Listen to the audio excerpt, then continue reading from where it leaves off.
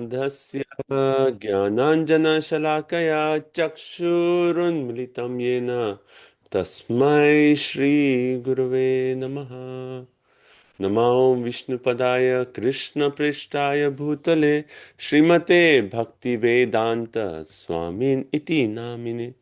नमस्ते सारस्वते देवे गौरवाणी प्रचारिणे निर्विशेषा शून्यवादी पाश्चात्य देशतारिणे श्रीचैतन्य मनोभीष्टं स्थापितं येन भूतले स्वयं रूप कदा मह्यं ददाति स्वपदान्तिकं वन्देऽहं श्रीगुरु श्रीयुतापदकमलं श्रीगुरुन् वैष्णवांश्च श्रीरूपं साग्रजातं सहगना रघुनाथान्वितं तं सजीवं साद्वैतं सावधूतं परिजनसहितं कृष्णचैतन्यदेवं श्रीराधा कृष्णपादान् सहगना ललिता श्रीविशाखान्वितांश्च हे कृष्णा करुणा सिन्धु दीनबन्धु जगत्पते गोपेशा गोपिकान्त राधाकान्त नमोऽस्तुते तप्त कांचन गौरांगी राधे वृंदावनेश्वरी वृषभानुसुते देवी प्रणमामि हरिप्रिये वाञ्छाकल्पतरुभ्यस्य कृपा सिन्धुभ्य एव च पतितानां पावनेभ्यो वैष्णवेभ्यो नमो नमः। जय श्री कृष्ण राम राम हरे हरे। ओम नमो भगवते वासुदेवाय। ओम नमो भगवते वासुदेवाय। ओम नमो भगवते वासुदेवाय। नारायण नमस्कृत्यं नरं चैव नरोत्तमं देवीं सरस्वतीं व्यासं ततो जयमुदीरये। श्रीमतां स्वकथा कृष्ण पुण्य श्रवण कीर्तनम हृद्यन्तस्त्वभद्राणि विदुनोति सुहृत्सताम्। सर्वशास्त्रादि पीयूष सर्ववैदिक सत्फल सर्वसिद्धांत रत्नाध्य सर्वलौकिक दृक्प्रद सर्वभागवत प्राण श्रीमद्भागवतो प्रभु कलिदंतो तितादित्य श्रीकृष्ण परिवर्तिता परमानंद पाथाय प्रेम वर्ष अक्षराय ते सर्वदा सर्वसेवाय श्रीकृष्णाय नमोस्तुते मदेक बंधु मत संगिन मद गुरुन् मद महादन मन्निष्ठारक मद्भाग्य मद आनंद नमोस्तुते असाधु साधु तादा इन अति नीच ताकरा हा ना मुंचा कदाचिन्माम प्रेम न रित कंथयो स्पुरः ग्रंथराशन भागवताम की जय श्रील प्रभुपाद की जय। Yeah. So, Hare Krishna, everyone. So today we are going to discuss Canto 4, chapter number 6. Chapter is titled Brahma Satisfies Lord Shiva. Right. So what was last week we completed chapter number 3, sorry, 4 and 5, right? So chapter 5 we went quite fast because it was a storyline, and what we saw in chapter number 4 is how Sati, like in spite of Lord Shiva's instructions to her, telling her that she should not go, and the reasons why she should not go, Sati actually she decided to go, and how the followers of Lord Shiva followed Sati, and then when Sati arrived at that arena where that big yagya was organized by her father, when she arrived there, she was not welcomed by her father, though her mothers and her sisters welcomed her. But when she saw that her father had not welcomed her, and not only that, but Lord Shiva was not even offered a share of the sacrifice, and also the prayers were not chanted to actually offer the offerings to Lord Shiva, she saw this as a direct insult to Lord Shiva. And then she spoke up, and then she gave reasons why she felt that, oh, I should not even keep this body. And she said that how when Lord Shiva used to call her Dakshaini, just when hearing that, oh, I am the daughter of Daksha, it used to give her so much pain because she did not want her to be connected with that person who was actually an offender of such a great devotee, such a great personality like Lord Shiva. Right?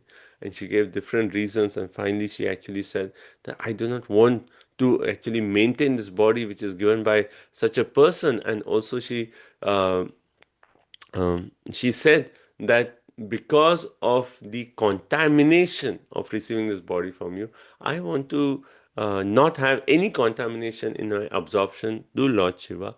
And hence she actually, in that assembly where everyone, so many different personalities were there, except for Brahma and Vishnu, everyone was there in that assembly. Sati spoke these words and she gave up her body. Right? She meditated on the fiery elements in her own body, and she created that fire to actually destroy her body. Right?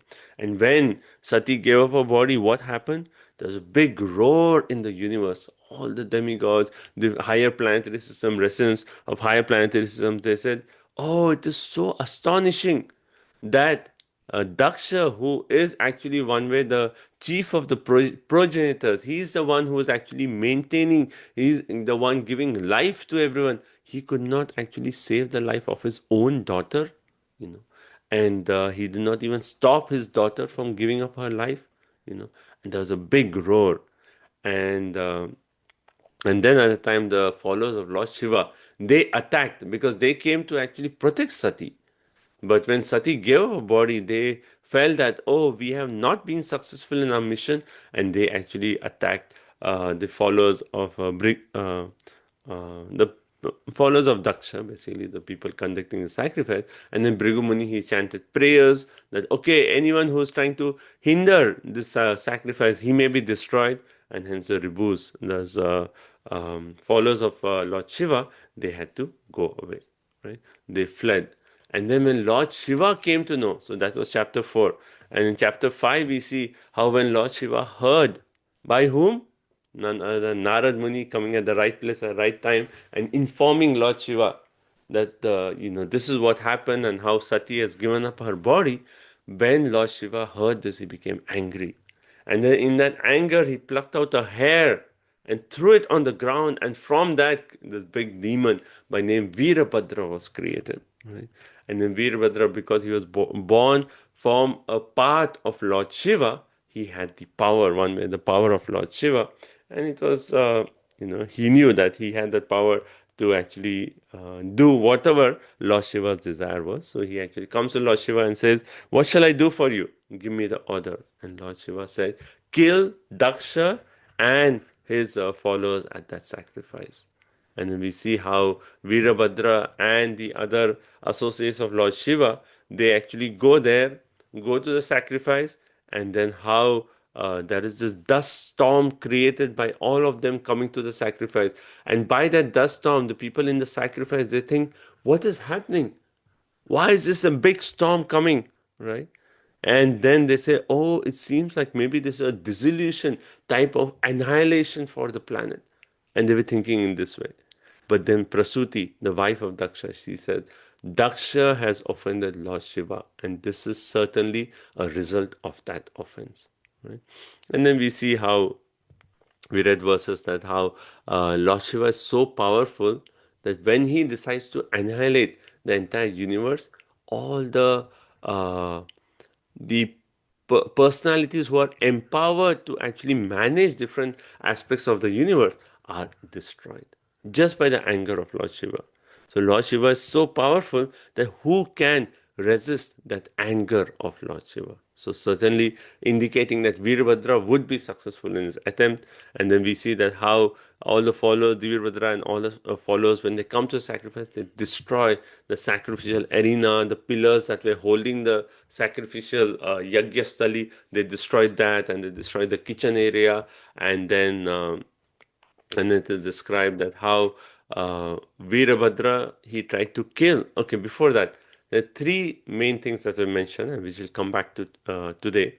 One is Bhaga, his eyes were plucked out. Brigu, his mustache was taken. And who lost his teeth? Pusha. So these three, the Pusha had oral surgery, right? And then Brigu had his facial done, right? His mustache was taken. And then we had Bhaga, whose eyes, he had a, what do you say? Eye operation. So that all happened. And then Veerabhadra tried to kill Daksha. And he used weapons to kill Daksha, but still he was not successful. He actually chanted this way mantras to kill Daksha, and that was not successful. And finally, he came. And then one point that I was thinking that how in the previous chapter, Bhrigu had actually chanted mantras to protect the people performing the sacrifice. So one side, there was the power of the Brahmanical protection on Daksha. On the other side, there was the power of Lord Shiva to actually kill Daksha. Right? And then Veerbhadra, because in the sacrificial area, there was a place where the animals are actually offered in the sacrifice. So Veerbhadra came to that place where animals, I don't know if you know this, but they have like a V shape. What's it called? I think there's a name for it. Yeah, not sure, but there's a name for this. So the animals are kept there, and they have there's a like a shaft or a blade that comes and it cuts. So Veerbhadra took Daksha there, and then he cut off Daksha's head and offered his head as a sacrifice. And then after that, so that's how we ended the story. Right? Yeah, Veerbhadra, he offered Daksha's head in sacrificial fire, and then he left from that whole scene. After setting fire to the whole arena, he departed back to Kailash. Okay. So this is where we are in the story. So today we will continue. So Brahma satisfies Lord Shiva. So we kind of get an idea of what this chapter is going to be. Right? So let's see. So one thing is Brahma did not come to that arena because he knew that how Lord Shiva is not invited, and because of offense to such a great devotee, something inauspicious is going to be there happen. I am not going to be a part of this. So Brahma did not go. So how does Brahma come into picture, and how does he actually decide to satisfy Lord Shiva? So that's our discussion today. That's our chapter today. And also, like the chapter number 5, we are going to read through many verses where there's no purport, and they are straightforward as description of Kailash. So that all will go quickly, and a few verses where there's purport we'll discuss. Right? So this chapter has 53 verses, but we'll go fast through this, and I think we can complete the chapter today. So before we start, any comments so far, or any thoughts, or while thinking about this whole pastime, something came to your mind, some realization you'd like to share? Yes, Hare Krishna Prabhu. Yes, ma'am. I was thinking of the chapter 5's title. It says Frustration of the Sacrifice of Daksha. It's all about how Veerbhadra came, how uh, Lord Shiva manifested Veerbhadra to punish Daksha, right?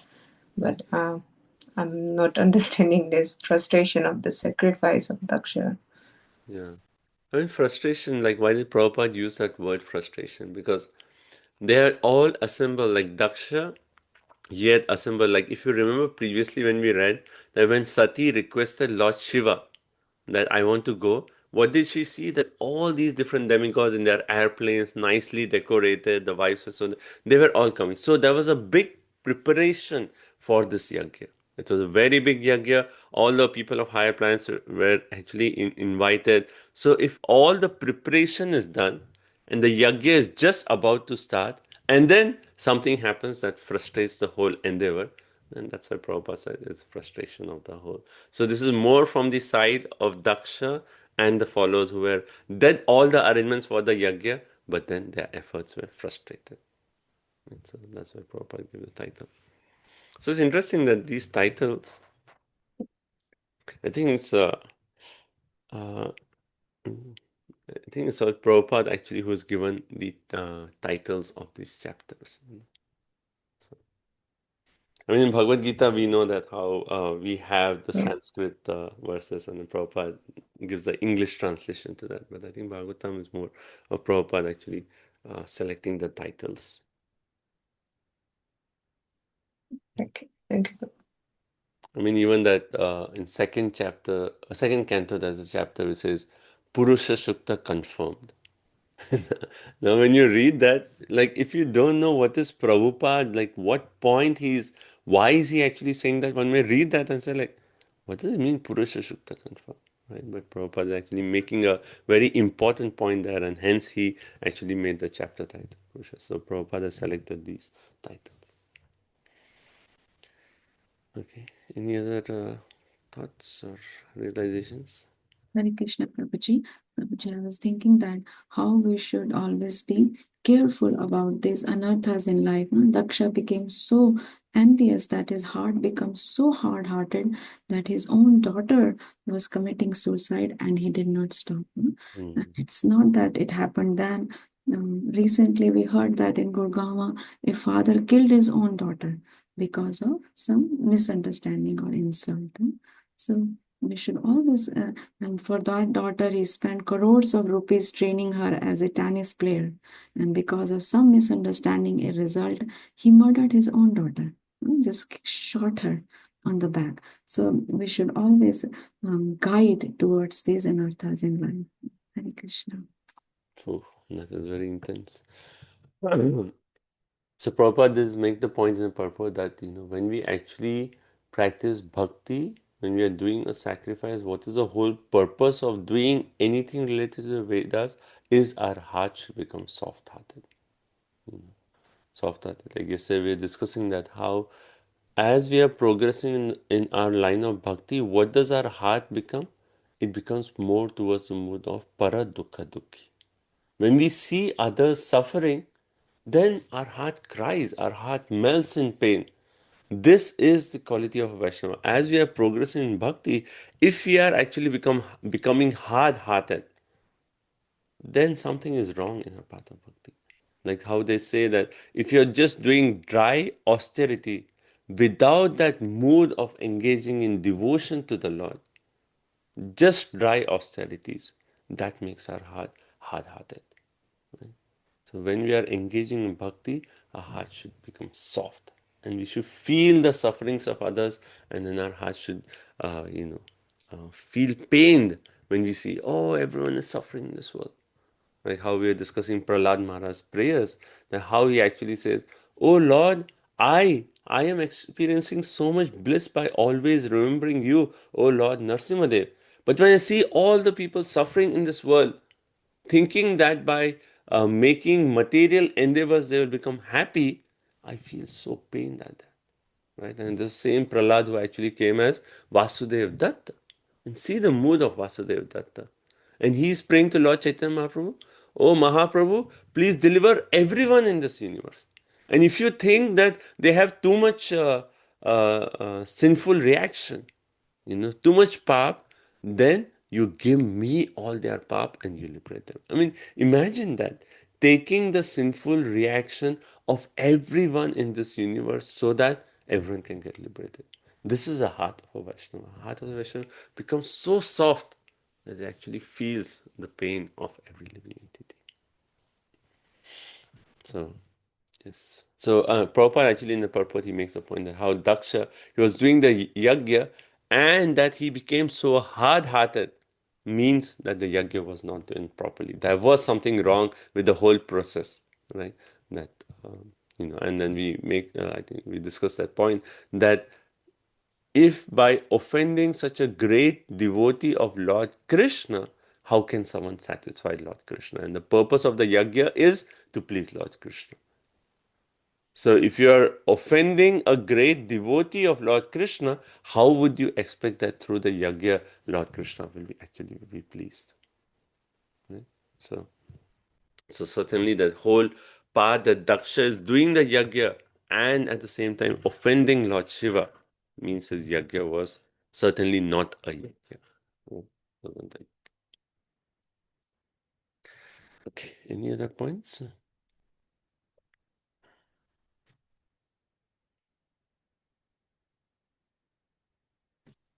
So, I wanted to understand if this is Lord Shiva or Sadashiv or the Shiva of the respective universes. This is Shiva of the universe, right? So we'll see in today's chapter when Brahmaji goes to Lord Shiva gets up and offers his obeisances to Brahma. And then Prabhupada explains in the purport that because Brahma is the father of Lord Shiva. So when we say Brahma as the father of Lord Shiva, then certainly he is that personality who was born at the time of creation from Lord Shiva. But certainly, having made that point, he is one way not different from Sadashiva because he is Sadashiva's one way avatar into the world. So even he is the devotee. He is, when we read verses where it said Vasudeva Sattvam, right? He is always at Vasudeva platform. That means he is that great devotee, right? So he is playing the role of the person in charge of the mode of goodness, the person in charge of annihilation. At the same time, internally, who is he? He is the topmost devotee of Krishna. Uh, But Prabhu, so like when Brahmaji was creating Shiva, he became, how Rudra. Rudra, Draupadi, and then he became Shiva. And he was doing all sorts of progeny, which was disturbance to the material world. Creation was hampered. So is this, at that level, is also Lord Shiva should be considered as to be in the platform of Vishuddha Sattvam? Like his, so there is the section where Brahmaji Yeah. says that go and now meditate. Yeah.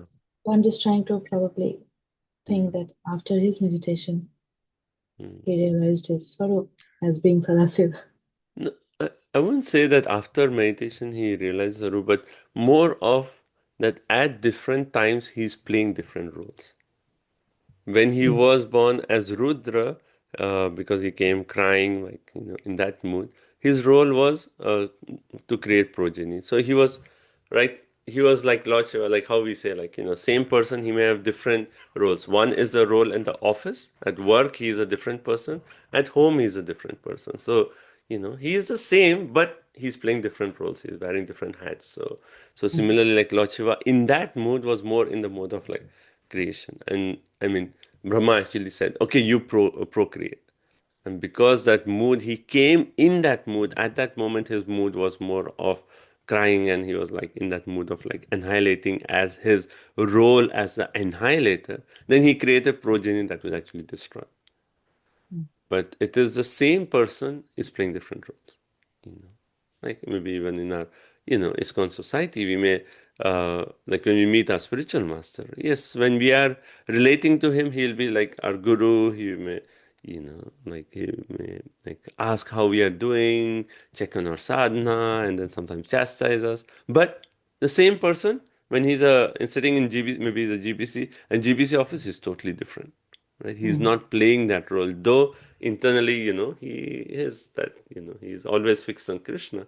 But while he's playing the role of GBC, though internally it is there, but right now he may be saying, okay, this point is not right, hence so and so and so, and he may be in that role. So externally, when we see, we are seeing differently, but it's the same person. So that's how I would say it.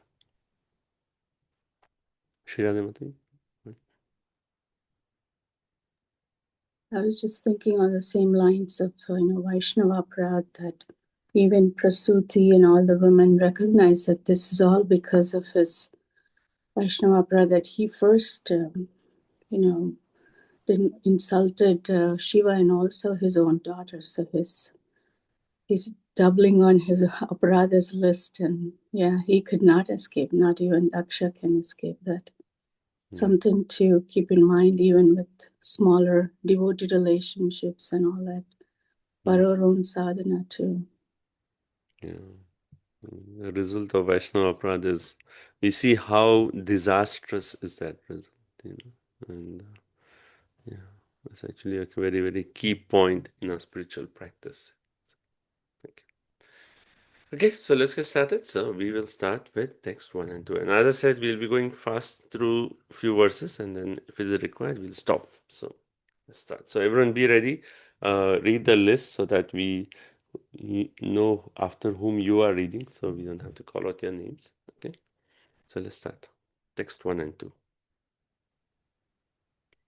Maitreya Uvacha Ata Deva Gana Sarve Rudrani Parajitaha Shulapatisha Nistrimsha Gada Parigamud Garai Shanchina Bhina Sarvanga Sadviksabhya Bayakulaha Swayambhuve Namaskritya Kartsnitye Naitan Dayan.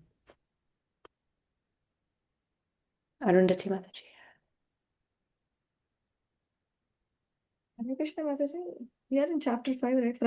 Chapter 6, Chapter text 6, 1. text 1 and 2. Okay, yes. All the priests and other members of the sacrificial assembly and all the demigods, having been defeated by the soldiers of Lord Shiva and injured by weapons like tridents and swords, approached Lord Brahma with great fear. After offering him obeisances, they began to speak in detail of all the events which had taken place. So if you see in the Sanskrit, it says Sarva Devgana, all the demigods, and then it says Rudra Anikahi Parajita, after being defeated by the servants of Rudra. And then there's a whole list of weapons. How they were defeated? Shula, Patisha, Shula is trident, Patisha is a spear, a sharp spear, Nishtrimsha, a sword, Gada, mace, Parigra, iron Bulgin, then Mudgarahi, hammer-like weapon. And by all these weapons they were destroyed and their limbs were wounded. And we'll see how in the later end, Brahmaji actually says that please restore their limbs. All their limbs are actually destroyed. And they all, what is their mood? Bhaya akulaha. They were actually overcome by great fear. Why? Because Veerbhadra was so powerful that in spite of the presence of Bhrigu, the whole sacrifice was destroyed. Right? Their limbs was broken. The eyes of Bhaga, his mustache and Pusha's teeth were all broken, and they were all so fearful. And then they decided, okay, let us approach who? Swayambhuve. Swayambhuve is actually Lord Brahma. Right? They approached Lord Brahma, and then Karsana, in detail, they said, oh, this is what happened. We were doing this yagya, Daksha was doing, and then Daksha, who was appointed as the head of all Prajapati, he was killed. Oh, Brahmaji, this is what has happened. Okay, text 3. Upalabhya puraivaitad Bhagavan Abjasambhavaha Narayanascha Vishvatma Nakashyadvaramiyatuhu. Translation. Both Lord Brahma and Vishnu had already known that such events would occur in the sacrificial arena of Daksha, and knowing beforehand, they did not go to the sacrifice. So basically here it says Upalabhya, knowing beforehand. They knew what is going to happen. When a Vaishnava is offended, we don't want to be in that assembly. And Brahma knew, and particularly here it says Bhagwan Abja Sambhava Narayana. So Abja Sambhava, the one who is born from the lotus flower from the navel of Narayan, that personality. And why is Brahma referred from that personality? Because his power of omniscience is coming from whom? Vishnu himself, right? So he and Vishnu, right, both of them, right, what are they? Here it is said Vishwa Atma. They are omniscient. Both of them. Brahmaji is omniscient to the extent that he needs to be by the mercy of Vishnu, right? So he knew, and then Vishnu for sure he knows. Prabhupada in the purport says, quotes Bhagavad Gita 7:26, Vedaham samatitani vartamani cha arjuna bhavishani ta bhutani mam tu vejana kashana. Right? I know past, present, and future. Right? Krishna is saying. So Krishna knew, Vishnu knew what is going to happen, and hence he decided he does not want to be in a place where this offense, where Lord Shiva is being offended. Right? I mean, this, also like, I was just thinking about this, that sometimes we know that there may be some sparks here and there. And if it is not required, better stay away from that assembly. Sometimes our mind becomes curious. Oh, I want to hear what has happened. Or this person is saying this. I want to hear. Stay away. If you're not involved, be away. Right? Keep your consciousness. Text 4. Tad akarnya vibhupraha tejiyasi kritagasi kshemaya tatra sabhuyan na prayena bubhushatam. Translation. When Lord Brahma heard everything from the demigod and the members who had attended the sacrifice, he replied, You cannot be happy in executing a sacrifice if you blaspheme a great personality and thereby offend his lotus feet. You cannot have happiness in that way. So basically here it says, after Brahma heard, Vibhu referring to Brahma, he heard everything, Praha, he actually said, What is the first statement he said? And here he said, Teji Yasi, that great personality, Krita Agasi. When such a great personality has been offended, Shemaya, it is not possible that you'll be happy. Why are they doing this yagya? Daksha actually, and all the personalities, his associates, they want to enjoy the results of the sacrifice. And Brahma is making clear, if you offend such a personality, where is the question that you will actually be happy with the results of such a sacrifice? Right? And also, there's a word which actually says, prayena bhuvushatam, right? Generally, desire to exist. And basically, here is saying the desire to live for that happiness should not occur. When an offense is done to such a great personality, then the desire to live should not occur. Why is that? Right? So, one way Brahmaji is saying that the offenders like Daksha should actually die, they should not live. Why? Because if they live, what will they do? They will actually create offense again and again and again. Right? And this actually, I was thinking about this point that sometimes Krishna may separate a sadhaka from the rest of the devotees. If there is that offensive mentality, and if that offensive mentality is not rectified, Krishna may keep the sadhaka away from the devotees. Why? So that the sadhaka develops a mood of appreciation for the devotees. Why is a sadhaka, maybe he's offending devotees? Because he does not appreciate the value of Vaishnavas. So hence, sometimes maybe we see some situation where we are like, okay, this person is kept away from Vaishnava association. We'll be like, Vaishnava association is a key. Why did Krishna create this situation in such a way that this person is kept away? And maybe at that moment, maybe, and we are known to judge, so we shouldn't actually think. But just for ourselves, we can actually take this point that if Krishna is arranging that, oh, there's some circumstances keeping us away from Vaishnava, we should think, are we committing some Vaishnava aparadh? No. Are we lacking in our appreciation of the Vaishnavas? And this should always be in our mind. Are we lacking in the appreciation of Vaishnava? And if that is there, Krishna may take us away. He may keep us away. And then after you'll be like, oh, I want to go to this program. I want to be with devotees. Oh, this is my life. And when the appreciation comes, then Krishna will bring us back. Right? But that phase. So here, these words, prayena bhuvushatam, means like, if someone is offensive, then, here it said the desire to live should not be there, because like offenders like Daksha, if he lived, he would commit more and more offenses to Lord Shiva. And we already saw, right? Initially, he blasphemed Lord Shiva. Now, again, sacrifice, no offerings for Lord Shiva, insult to Lord Shiva. Again and again, he's committing offenses.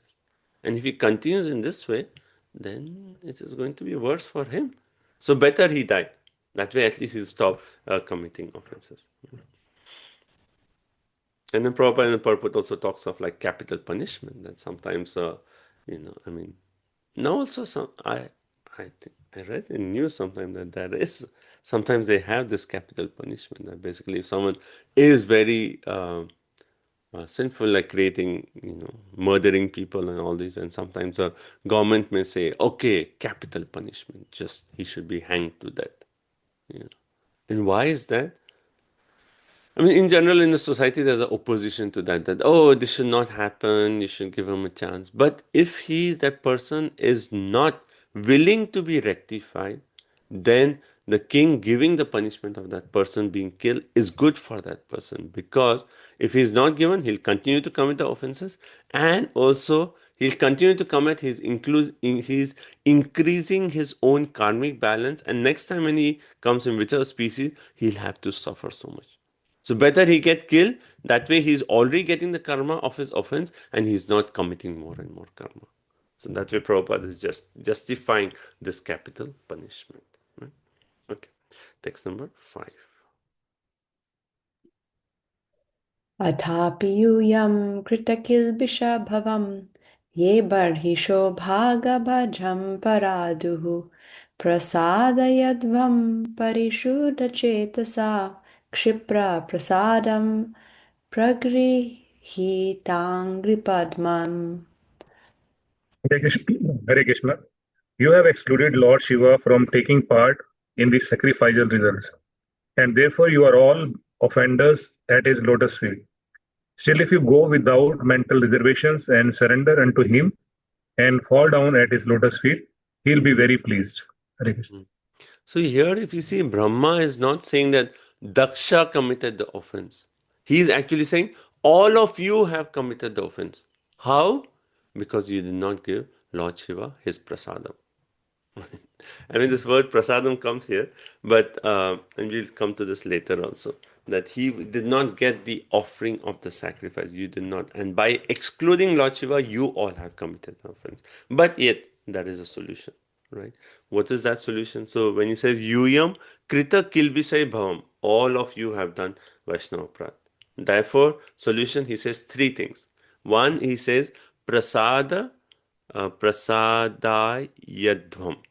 Right? All of you should actually go and please satisfy Lord Shiva. First thing. Second, how should you satisfy? Parishuddha Chetasa, without any mental reservations. The point that you did not, you offended Lord Shiva, you had doubts of Lord Shiva's mentality, give up all those doubts that, Lord Shiva is this, he's wearing ash, he's not cultured, all those points what you heard from Daksha. And because all those poisonous words has created that impression in your heart, in your mind, give that impression away without mental reservation. Then third point, what you should do? So satisfy him without mental reservation and pragrihita angri padma. Angri padma, right? Just by hearing this, we can know what does this mean, angri padma. You should actually take shelter of the lotus feet, right? And if you take shelter of the lotus feet of Lord Shiva, then Shipra prasadam. You will get nice prasadam, right? What is that prasadam? He'll be pleased and he will give mercy. Prabhupada in the purport says, why is Lord Shiva is called Ashutosh? Ashutosh means very easily pleased. Materially also you approach Lord Shiva, he'll say, okay, that's what you want, here, take. Right? And Brahma knew that how Lord Shiva is such a great devotee, and hence he knew the heart of Lord Shiva. And then Vishnu Chakravarti Thakur is saying, if you just grasp his lotus feet, I know his mind. Just go and grasp Lord Shiva's lotus feet, he'll be pleased. He'll give you mercy. Right? Therefore, you do these three things. One, you go to satisfy Lord Shiva. Two, in your mind, give up all those mental reservations. And why is Brahma saying this? Because all of them had heard the poisonous words of Daksha. I mean, this is another practical point that,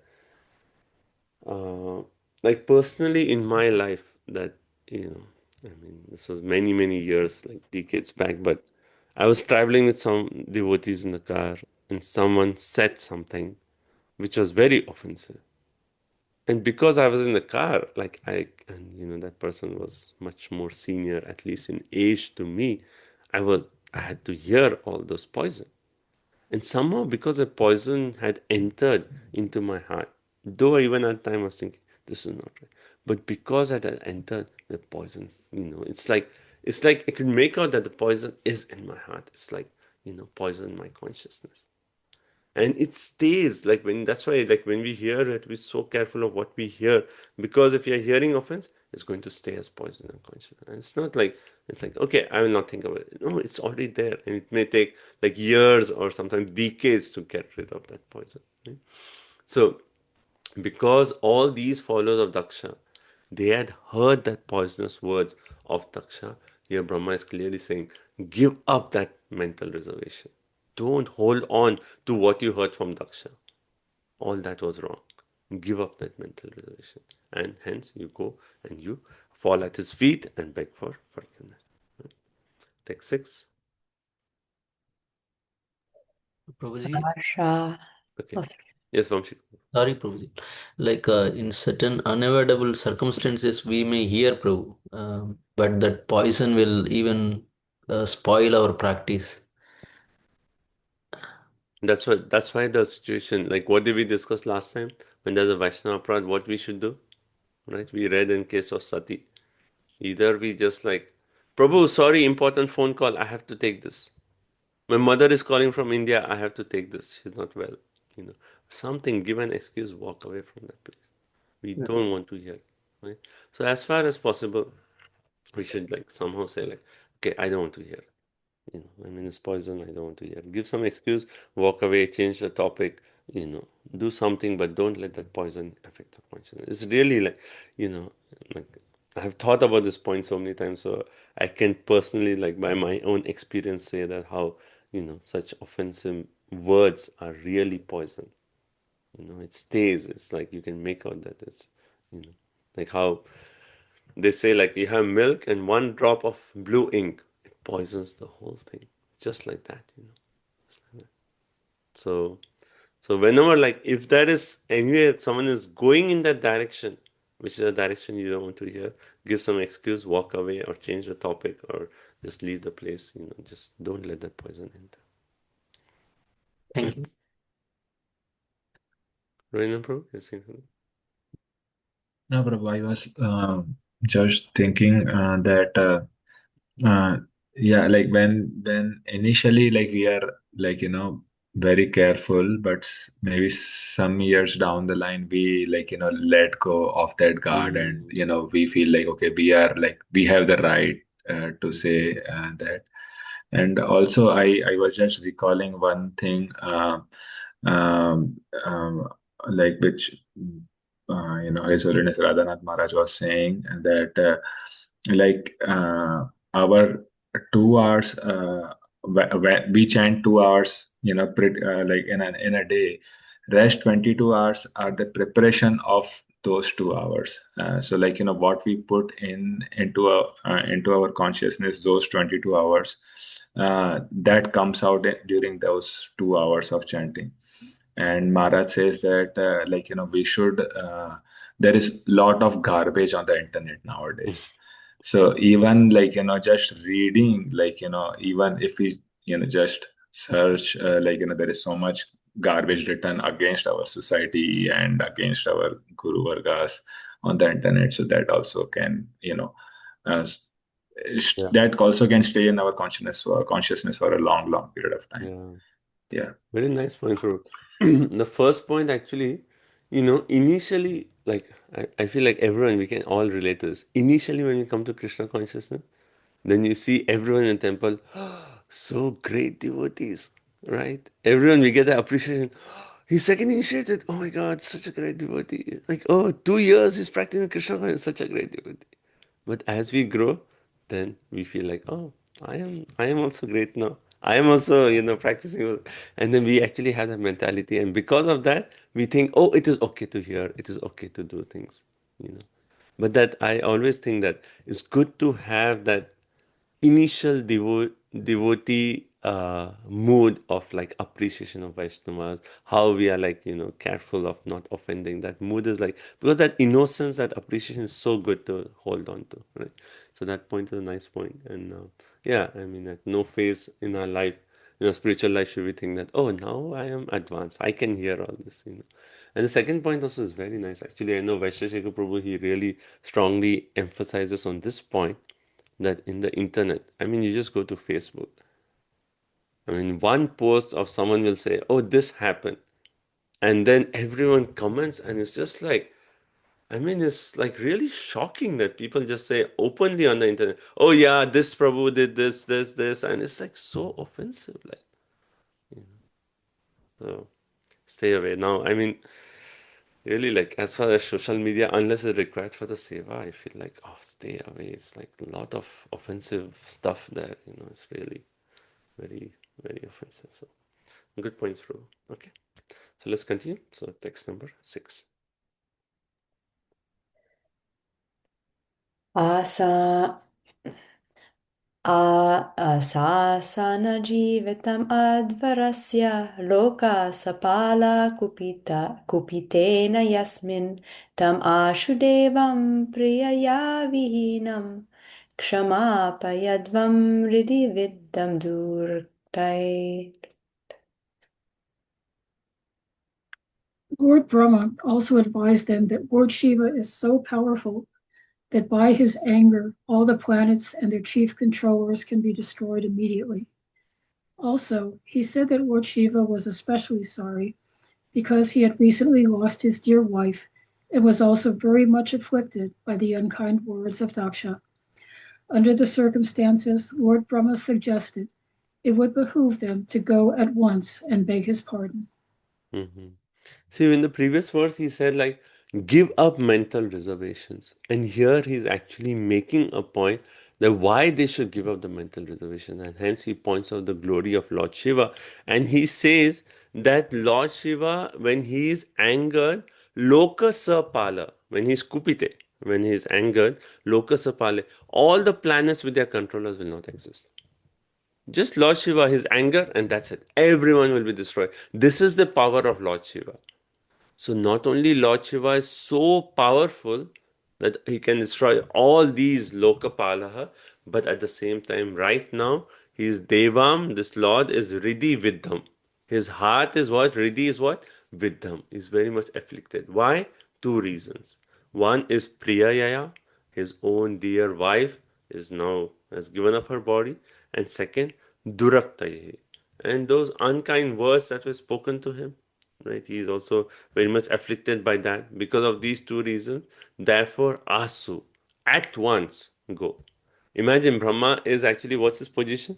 He is like one way he is the head of this entire management, right? This whole celestial management system. So he wants to make sure, see, if Lord Shiva in your manager system, if one person who is very powerful is not pleased, make sure that immediately he is appeased, because otherwise it will cause destruction to everyone, right? So because of these two reasons, his dear wife is lost, and because he's afflicted by those unkind words, and the point that he's so powerful that just his anger, all the Lokpalas are destroyed. Therefore, Asu, at once go, and Shama Payadhvam. Shama, we know, forgive, right? Go and beg for forgiveness. Text 7.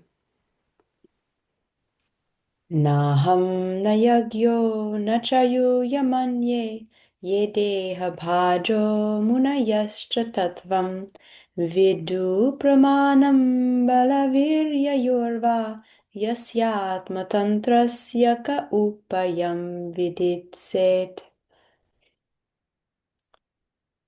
Hare Krishna. Lord Brahma said that no one, not even himself, Indra, all the members assembled in the sacrificial arena, or all the sages could know how powerful Lord Shiva is. Under the circumstances, who would dare to commit an offense at his lotus feet? Oh, yeah. Yes. So here he's saying, Na aham. Even I do not know the glories of Lord Shiva, nor Indra, nor all of you, or Deha Bhaja, anyone who has a material body, or Munayaha, sages. All these personalities, we cannot understand that glories of Lord Shiva. He is so glorious that he's almost beyond our conception to understand his glorious position. So why is Brahma saying all this?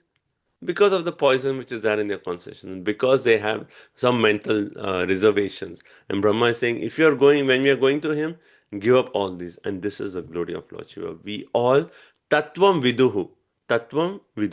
We cannot understand that glory of Pramanam Balaviryaha, the strength, Balaviryaha, the extent of the strength and power of Lord Shiva. Right? And here also Lord Shiva has said, Atma Tantrasya. Atma Tantrasya means one who is self-dependent. He's not dependent on anyone else. He's so powerful. All the demigods, everyone, right? Each one of us, we are dependent on others to even survive in this world. But Lord Shiva is said to be, he's self-dependent, and his glories cannot be known by all of us. Therefore, ka upayam viditse, who would dare to commit an offense to such a personality, such a glorious personality? Who would dare to commit an offense? And also Vishwanath Chakravarti Thakur, he actually says this, kaha upayam viditse, as he's saying, oh Brahma, we have committed an offense to such a great personality. What is the way we can actually beg his forgiveness? You please tell us the upaya. You please tell us the upaya. Upaya we say, right? In Hindi we use the word upaya. You please tell us the means to actually please appease Lord Shiva. Prabhupada in the purport, he makes the point. He says, actually, the position of the subordinate is always to surrender to the Supreme. That is the instruction of Bhagavad Gita. Sarva dharma parityajya mam ekam sharanam praja. Right? So Lord asks everyone, give up all concocted occupation and simply surrender unto him. So why is Prabhupada saying this? That he's saying Lord Shiva's glories are so great. And once we understand his superior, what we should do? We should surrender unto him.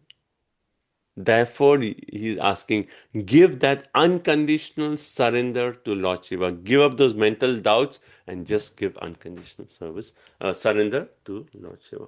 Right? And then Prabhupada says that how Lord Shiva is very kind and he's easily satisfied. So when you surrender to him, then he will be pleased. So this is the upaya. Text 8. Sa ittamadishya surana justutae samanvita pitribisa prajeshae yayo swadishnan nilayam puradvishaha kailasamadri praravam priyam prabhoho. Koshalya Mataji, do you want to read? Yes. Yes, okay. Translation, Srila Prabhupada ki jai. After thus instructing all the demigods, the Pitas and the lords of the living entities, Lord Brahma took them with him and left for the abode of Lord Shiva, known as the Kailas hill. Hare Krishna. So he says, Itam Adishya, after instructing all this. And here he says, did Brahma just say, okay, I have told you the upaya, you go? No, Brahma actually said, this matter is so serious that I need to go. He's the head and he knows the glory of Lord Shiva. He said, I'm not going to send them. I personally am going to go. And here hence he says, they followed Lord Shiva. Lord Brahma took them with him. You come with me. I will take you to Lord Shiva. And where did they go? Swadishnyat. From his place, from Brahma's place they traveled to what? Nilaya Purva Dishaha Kailasha. They went to the Kailash Parvat where Lord Shiva resides, and here it says Adri Pravarnam. He is the best of all among all mountains is the Kailash Parvat, which is Priyam Prabhu. That place is very dear to Lord Shiva. So next 14 verses describes what is glory of Kailash Hill. Right? Now before we go to that, when we talk of glory of a particular place, what do we think of? I mean, one is maybe our Kalyug mind may be thinking of something, but if you see from Shastric point, what would you consider the glory of a place? Krishna is glorified at that place. His kirtan is going on. That is the highest, okay, where there's Krishna Kirtan going on, okay. Trees, the natural habitat is good. Environment is very peaceful. Yeah. I mean, like now if you see, because the Raja and Tama is so strong in this age of Kali Yuga, hence, what is a good place for us? Then we think about like places which are, more where the Raja can be satisfied. And that's how people connect to, like, I mean, I feel like before people were more inclined to go to natural places, go to like parks and, go to like walks and things like that. But now people are so much in a mode of passion that they need, we'll go to this place and we will watch a movie, right? Because that passion is like so, like we want that passion, energy, right? But if you talk about goodness, then we are talking of a place where it is that sattva, gun is actually prominent. Right? So when we are reading now the next section, we will see how these verses, 14 verses, glories of Lord Kailash, and we'll see how this is the real glory of a place. And then beyond that, the highest is what Vrindavan Vilasi Mataji said.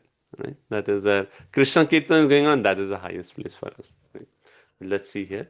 We'll see from the mode of sattva. Right? What is the real sattva? So we'll be going fast through this. Unless there's a need, I will not stop. Okay, text 9. Janmo Shadi. Before we start, did someone have a point? I thought someone. Okay, go ahead. Right. जन्मोषादितपो मन्त्र योगसिद्धिर्नरेतरै दृष्टं किन्नरगन्धर्वैर् अप्सरोभिर्वृतं सदा. Hare Krishna. 4, 6, 9. The abode known as Kailasha is full of different herbs and vegetables, and it is sanctified by Vedic hymns and mystic yoga practice. Thus, the residents of that abode are demigods by birth and have all mystic powers. Besides them, there are other human beings known as the Kinnaras and Gandharvas and are accompanied by their beautiful wives who are known as Apsaras or angels. Hare Krishna. Hmm. So first we read Aushadhi. Aushadhi we know is like herbs. So there's so many. It is a place where so many Janma. There's a place where all these herbs have first originated. That is a place. And then Tapaha. This is a place where mystic yoga practices practiced. There's Vedic hymns, mantras being chanted. Right. I was talking to someone anyway, who was telling me that they were in that place where, very close to their house, there used to be like every day morning at 4:30, um, what is it called? Vishnu Suprabhatam, right? When they chant. And she's saying like just that hearing that created such a auspicious they were in city, but morning when everything is so quiet, all you can hear is the Suprabhatam. It was so pleasing just being in that place, right? So here in this place we have the Vedic hymns being chanted, right? And then it's interesting that here there's a residents of that abode are actually demigods by birth. Whoever takes birth in a place is actually empowered by Vishnu with a certain Shakti. So he was a demigod, and they have all mystic powers. Beside this, there are other human beings who are known as. So actually, how many out of 8.4 million species, how many of them are human beings? Who knows the number? 400,000. 400,000 different species of human beings, right? So even here on this earth planet, we have different gradations. But even these personalities, which we'll read in the 5th canto, chapter I think 17, 18, where it talks of Kinnaras and Gandharvas, and all these are also one of those 400,000 category, right? But they are the higher category, and they are there in this place with their apsaras, their wives who are known as apsaras. Okay, next text 10.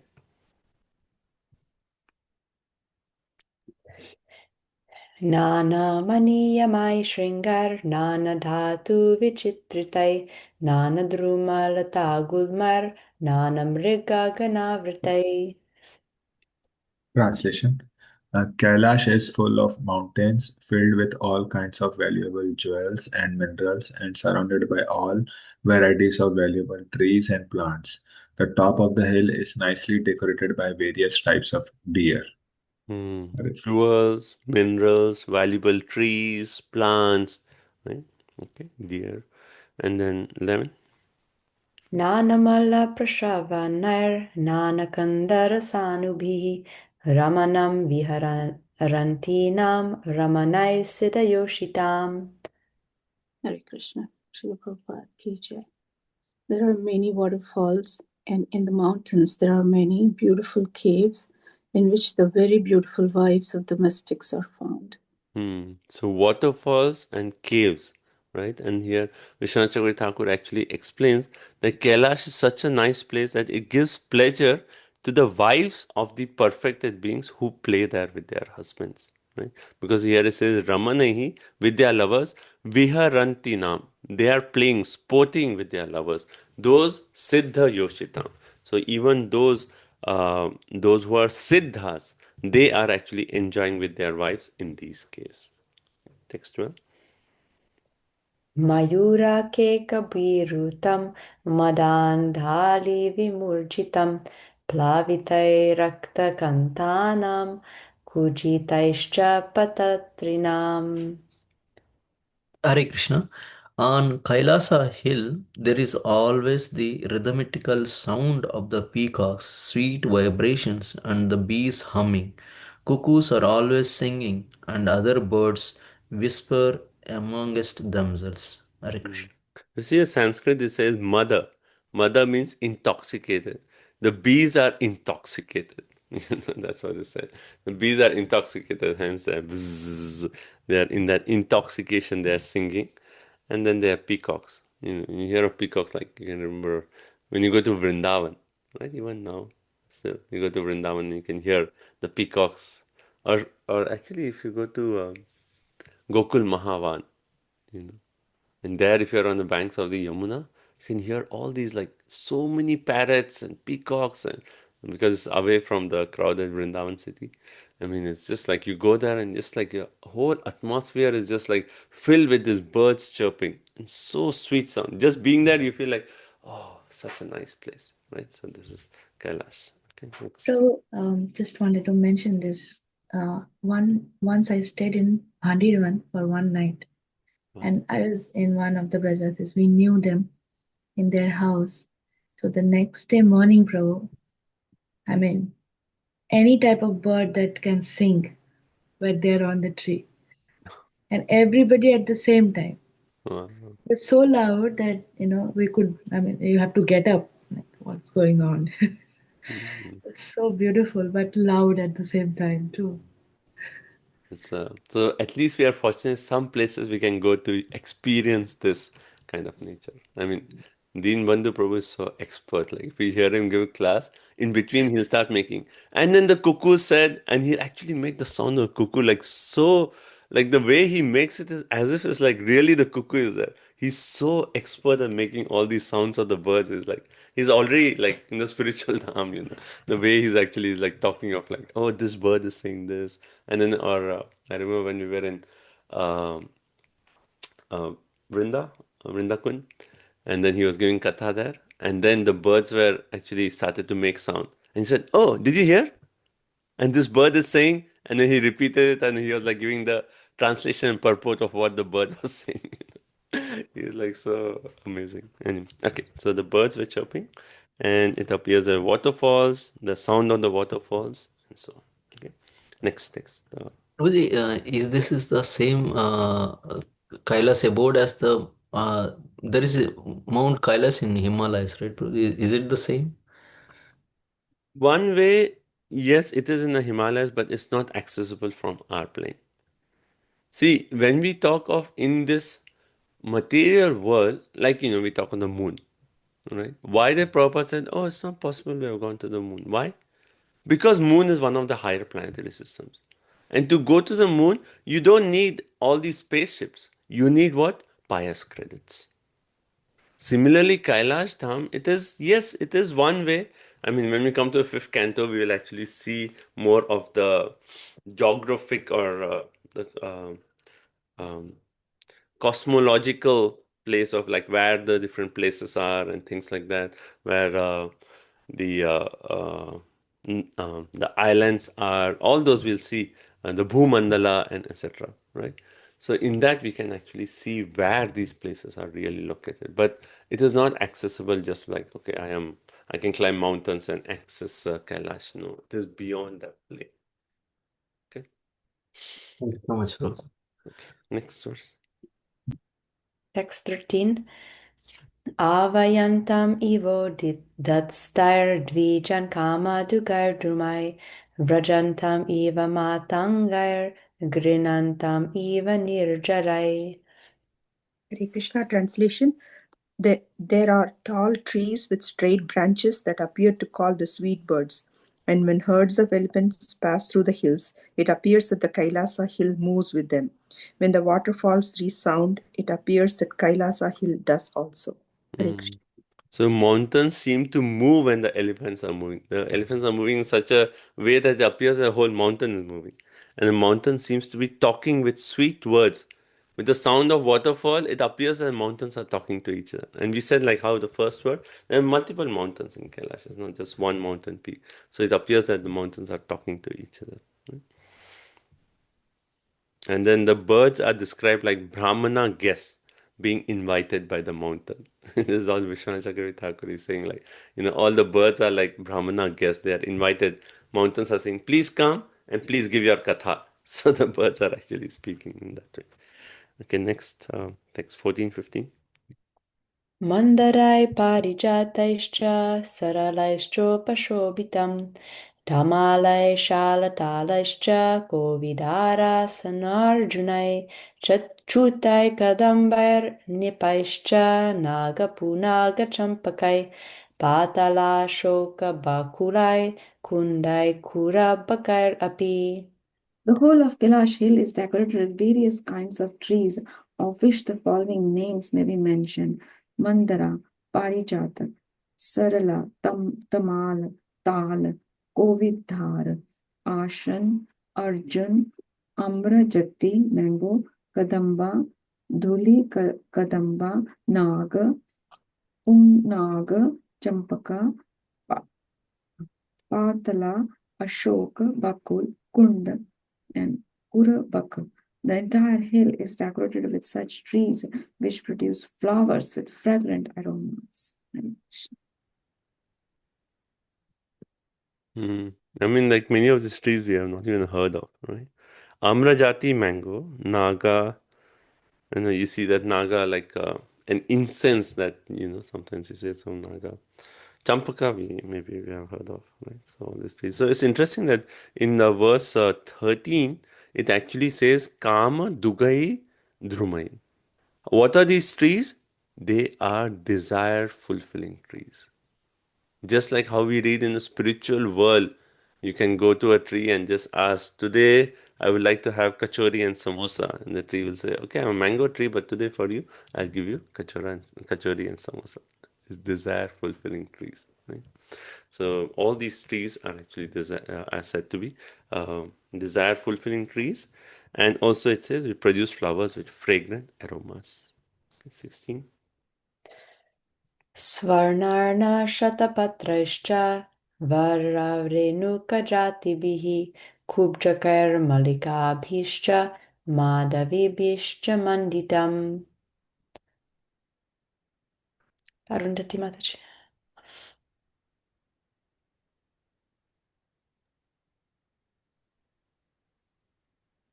There are other trees also which decorate the hill, such as the golden lotus flower, the cinnamon tree, Malati, Kubja, Mallika, and Madhavi. So here, Vishwanath Chakravarti Thakur says the Renuka that is actually mentioned here, it refers to cardamom tree. And then Jati is jasmine. I was thinking of another point that, when we talk of desire fulfilling trees, just that point that there are desire fulfilling trees tells a lot over the people in that area. I mean, imagine on earth, if there is a tree that's desire fulfilling tree, what will happen?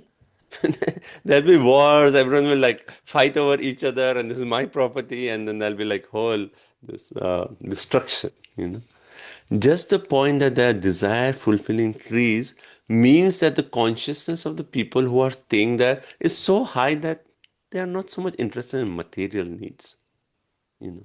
Just the presence of the tree indicates the standard of the people there. So, the side point. Okay, next verse, 17. Anasodum barashvata plakshanyagro grodahingubihi burjar oshadibhi pugai rajapugaischa jambubihi. Translation: Kailash Hill is also decorated with such trees as kata, jackfruit, jular, banyan tree, palakash, nagrodas, and trees producing asafoetida. Also, there are trees of betel nuts and burjapatra, as well as rajapuga, blackberries, and similar other trees. Interesting. It says trees producing asafoetida. I thought it used to come only from one tree, but it says like there are multiple trees that can give you hing, Ekadashi hing, not Indian Indian market hing. Okay, 18. Harjurgram Bratakam Radyai Priyala Madukengudai Drumajati Bir Anyaischa Rajitam Venukichakai. Hare Krishna. There are mango trees, Priyala, Maduka, and Inguda. Besides this, there are other trees like thin bamboos, kinchaka, and varieties of other bamboo trees, all decorating the tract of Kailasha Hill. Mhm. So here Vishwanath Thakur says the Venu means a bamboo which is not hollow. Normally we see bamboos that are hollow. So Venu means a bamboo which is not hollow, where Kichaka means a bamboo which is hollow. And today is our biology class for the day, studying different kinds of trees. Okay, 1920. Kumudotpalakalara Shatapatra Vanaridibihi Nalini Shukalam Kujat Kagavrindo Pashobitam Mrigai Shaka Mrigai Kroder Mrigendra Rikshashalakai Gavayai Sharabayar Vyagrai Rurubir Mahishadibihi. Hare Krishna. There are different kinds of lotus flowers such as Kumuda, Utpala, and Satpatra. The forest appears to be decorated garden, and the small lakes are full of various kinds of birds who whispers very sweetly. There are many kinds of other animals also, like deer, monkeys, boars, lions, rakshas, salakyas, forest cows, forest asses, tigers, small deer, buffalo, and many other animals who are fully enjoying their lives. There are so many different animals. One interesting thing is if you see a Sanskrit, it says Shatpatra. Shatpatra and Prabhupada translate as lotus. Shatpatra means what? Actually 1,000 petaled lotus. So imagine a flower which has, Shat 100 petal, right? 100 petal flower. I mean, how beautiful would be a flower with like 100 petals. Right? So, and all the different animals.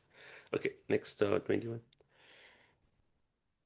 Karnantraika Badavashyar Nirjushtam Rikshanabi Kadali Kanda Samrudha Nalini Pulina Shriyam.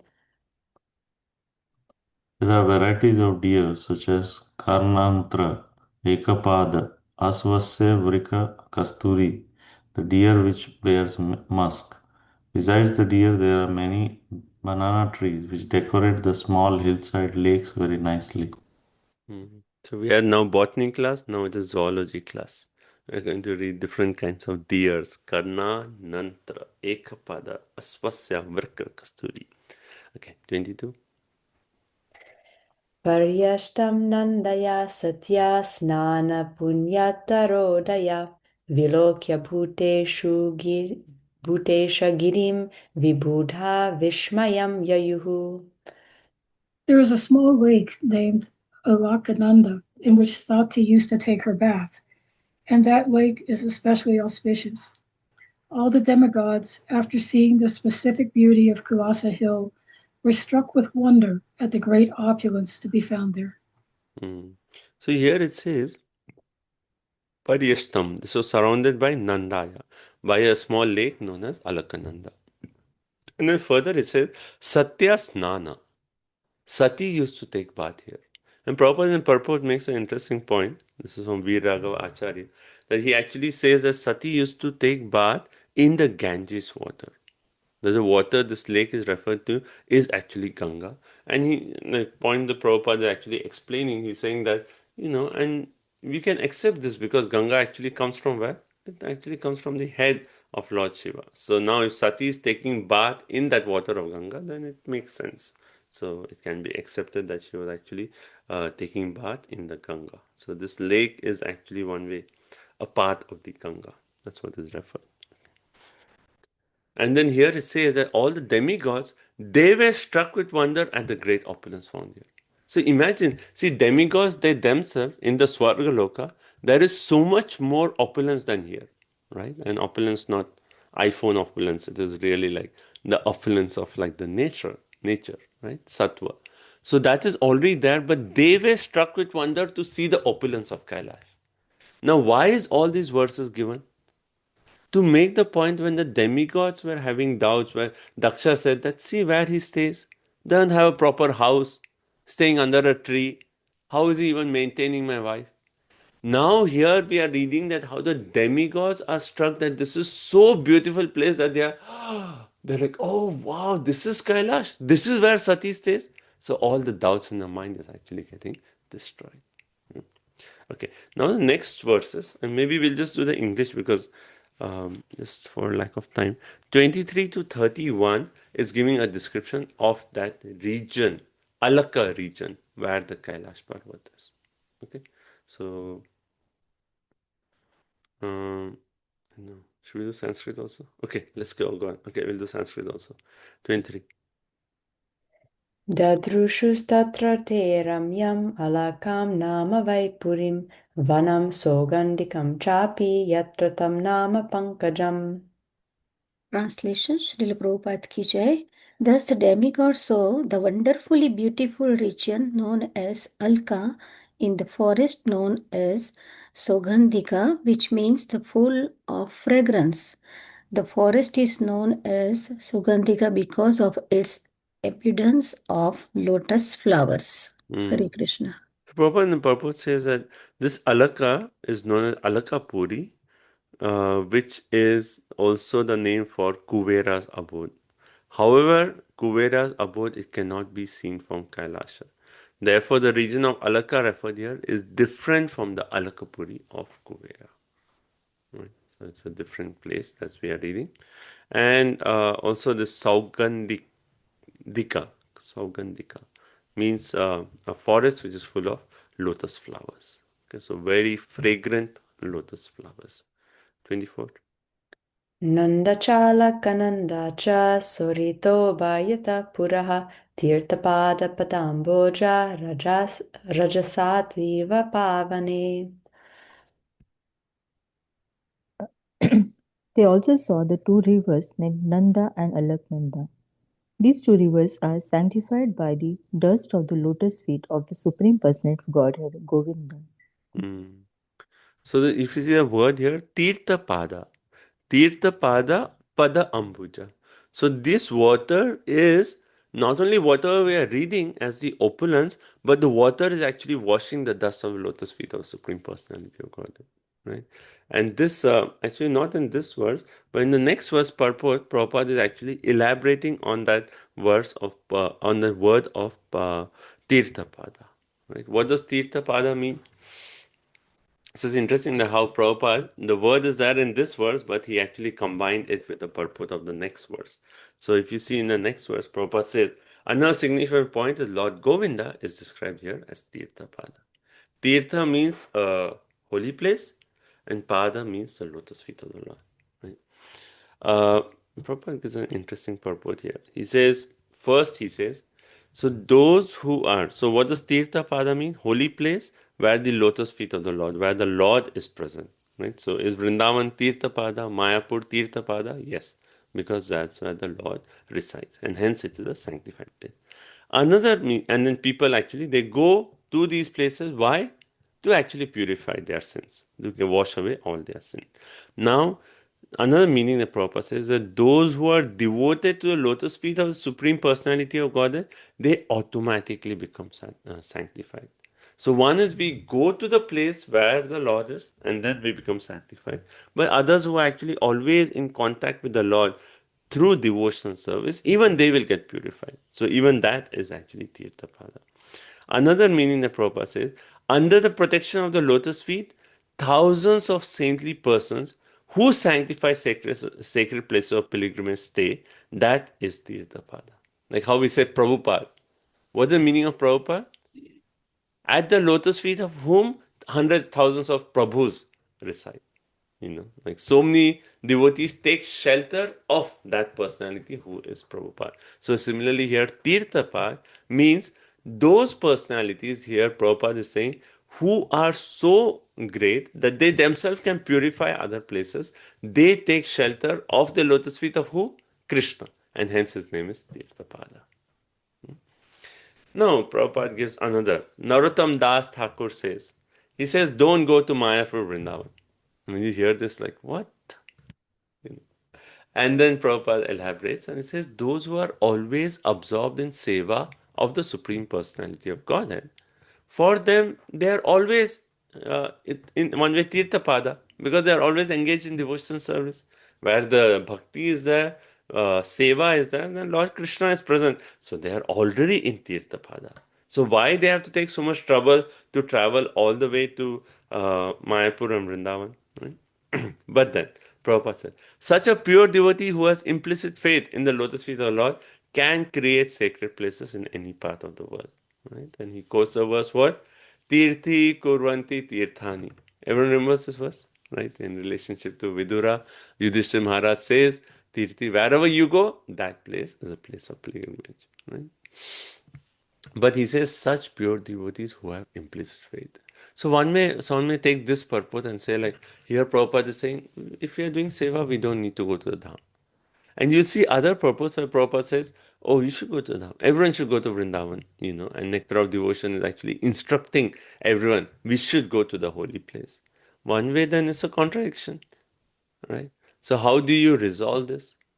Then Prabhupada in the purport is clearly making the point that those who are pure devotees, who have implicit faith in Lord Shri Krishna, in that mood of service, because wherever they are in that consciousness of Vrindavan.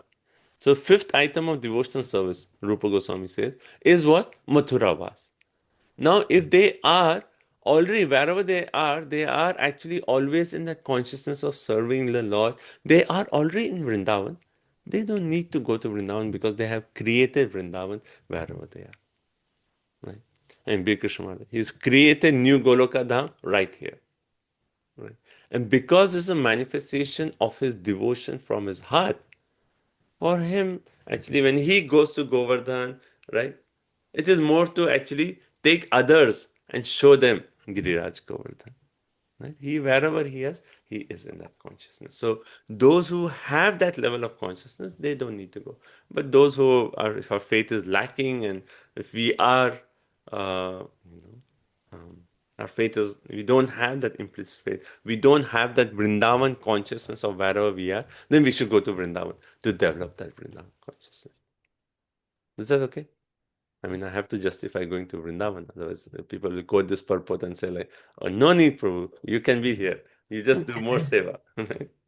So we have to justify this part. Okay? Okay, that's Tirthapada. So let's come back to verse 25. Right? So I was referring to a purport of 25 because that Prabhupada made that Tirthapada, he explained the purport of 25, but we have not read 25. So let's read 25. Yayo surasriyakshatar avaruya swadishnayataha kridanti pumsashinchantyo vigaya ratikarshitaha. Hare Krishna. My dear Kshatta, Vidura, the celestial damsels come down to those rivers in their airplanes with their husbands, and after sexual enjoyment, they enter the water and enjoy sprinkling their husbands with water. So it's interesting, like we just read that these waters are washing the dust of the lotus feet of Krishna. And then here it says the celestial damsels, they come here to actually bathe here. I mean, they enjoy, after sexual enjoyment, they enter the water. And then the Prabhupada focuses on this word, the last two words of the verse. It says, Rati Karshitaha. Their enjoyment becomes diminished. I mean, if they are enjoying and then they're coming and bathing here, why is their enjoyment diminished? First of all, the point is like even these celestial people, they have the polluted thought of enjoying sexual enjoyment. So Prabhupada makes that as the first point. And second point, he actually says that when they come and they are bathing in this, they realize that how their material enjoyment of enjoying sex was actually not worth it. And they actually, because they are bathing in that water which is washed the lotus feet, they realize that their material enjoyment was actually nothing, and hence it is described Rati Karshitaha. Their enjoyment actually diminishes. Right? And then Prabhupada makes the point. The rules and regulations of devotional service are based on this principle. Anything in touch with the lotus feet of the Lord is immediately freed from all material contamination. And why does Prabhupada say the rules and regulations of devotional service are based on this principle?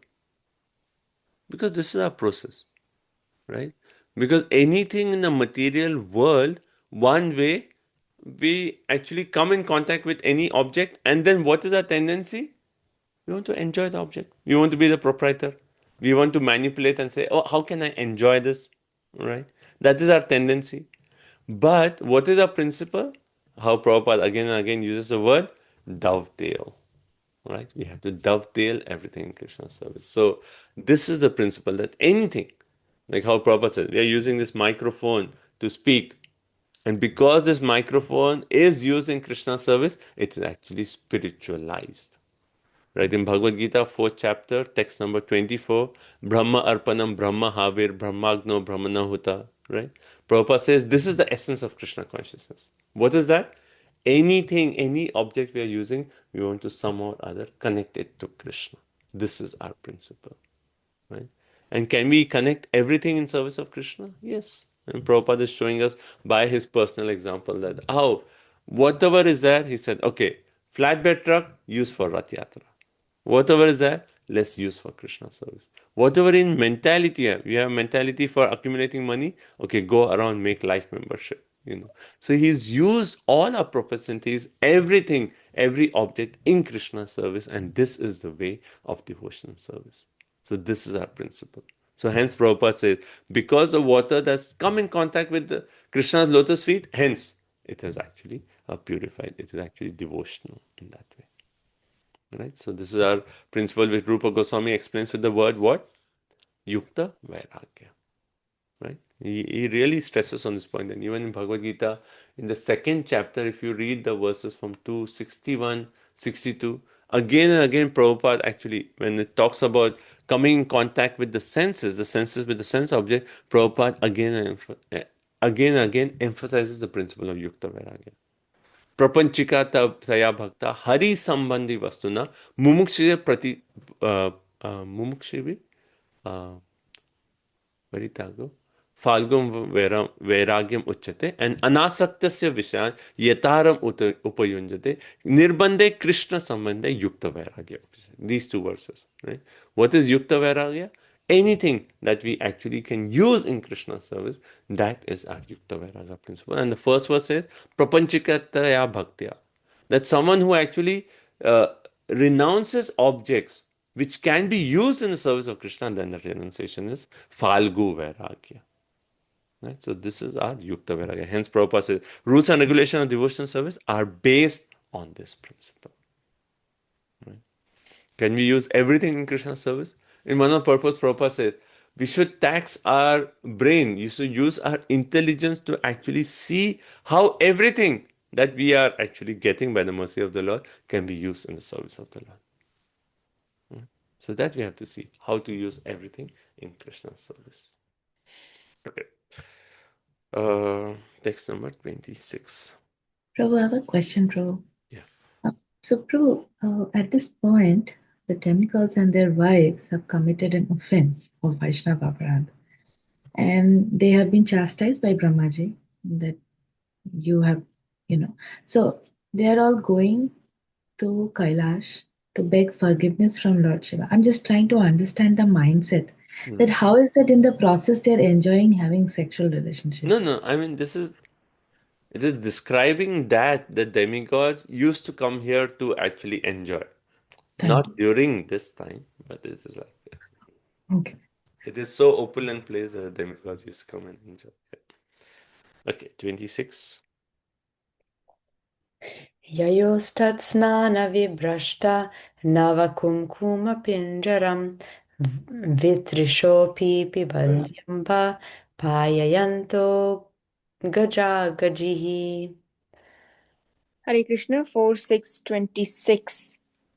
After the damsels of the heavenly planets bathe in the water, it becomes yellowish and fragrant due to the kumkuma from their bodies. Thus, the elephants come to bathe there with their wives, the she-elephants, and they also drink the water, although they are not thirsty. Hare Krishna. So, Payayanta Gajaha Gajihi. So Gaja means elephant, Gajihi means Mrs. Elephant. So they come, and even though they are not thirsty, they drink the water. Why? Because it has that fragrance of the kumkum, which is come from these heavenly personalities. 27. Tarahema Maharatna Vimana Shatasankulam Jushtam Punya Janastribhir Yatakham Satadidganam. Text 27. The airplanes of the heavenly denizens are bedecked with pearls, gold, and many valuable jewels. The heavenly denizens are compared to clouds in the sky decorated with occasional flashes of electric lightning. Here it says Vimana Shata. Hundreds of airplanes are there. I mean, this is not like one of our RDO airports. It's like very few planes there. Here it says Shata. So many Vimanas. And then Prabhupada in the purpose it says, when we talk of Vimanas here, it is not like our Frontier Airlines. It is not like the experience that we have. Right? Prabhupada said, this is, our experience of airplane cannot be compared to that. Our experience of airplanes, then we have like flight delays, we have like luggage issue, and then the flight, all problems with the flight, they run on fuel. But those airplanes are what? They run by mantric hymns, Prabhupada said. Just by chanting a mantra, the Vimana will take you from one place to another. Imagine that. That would be so nice, right? Okay, I want to go to Sadhu Sangha retreat. Just say the right mantra, and then the plane will come and take you. Right there, right? So that is how these planes are. And then Prabhupada says, this is how the demigods, they have their airplanes, but beyond that, there are the Siddha Lokas. And what are Siddha Lokas? They don't need an airplane to travel. They just say, okay, I want to go to Janaloka. Just travel. No need of even airplanes. So Prabhupada says this is how these personalities are. So, why is Prabhupada actually stressing on all this? Like, again and again we see Prabhupada bringing this point. Because he's saying, like, what are we proud of our material advancement? Whatever we are created in this material world, it's just filled with so many problems. See this opulence. And then beyond that, see how even the demigods, they are coming to take shelter of Lord Shiva, a great devotee. Right? So step by step, so don't be proud about our material civilization. Right? What have we achieved? And also another thing it says here, the plains are filled with what? Crowded and occupied by the wives of the yakshas, and they look how the city is compared to the sky, lightning to the woman, and the clouds to the airplane. So you see a sky, there are clouds, so it is the city is compared to the sky, and then the clouds are airplanes, and then the lightning is the woman in the airplanes. Rashimati, your question? Actually, I just have something is not adding up for me, Prabhuji. So one place they're saying that the demigods and their wives used to go to Kailash in that Ashwagandha river, wherever, to have fun, right? But then also on the other hand, they're saying that they are coming here to meet Shiva, and now they are so bewildered, or so they're so like amazed by the opulence of Kailash, where when Daksha was saying that he doesn't even have a place to live, and they were assuming that Kailash is not a opulent place. So that's one of the things I'm not able to add up. And second is, can I yes, comment here? So actually, that's an interesting point, because see, previously what is described in this verse is that they used to come down here, they used to come to this place to enjoy, after sexual enjoyment, etc., etc., right? Now, when they are coming in that mood, what is their consciousness? Their consciousness is just in the mood of enjoyment. See, when you go to some place and you are in that place, just that, oh, I want to enjoy, or I want to meet this opposite sex or whatever, will you really appreciate the beauty of that place? Maybe not. Even though you're coming to a place, you're not actually seeing the beauty of the place. Now, because they are coming with a repentant heart, they are really appreciating that beauty of Kailash Parvat.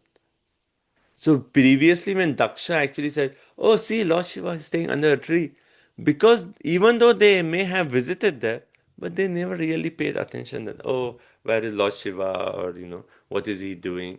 But this time they have come with a different mentality, and because of this mentality, that appreciation of the places there, and they're struck by the beauty of that place. So does that? It still doesn't add up for me, but it's immaterial in that it doesn't. We don't have to hold up the class for that thing, but In the this part of text 25, actually in the second paragraph, what Adityanand Prabhuji is saying, it's written there that even if they came, they were not happy in the end. They were morose. So they still have that feeling when Daksh was saying that they have recalled that they felt morose in the end, right?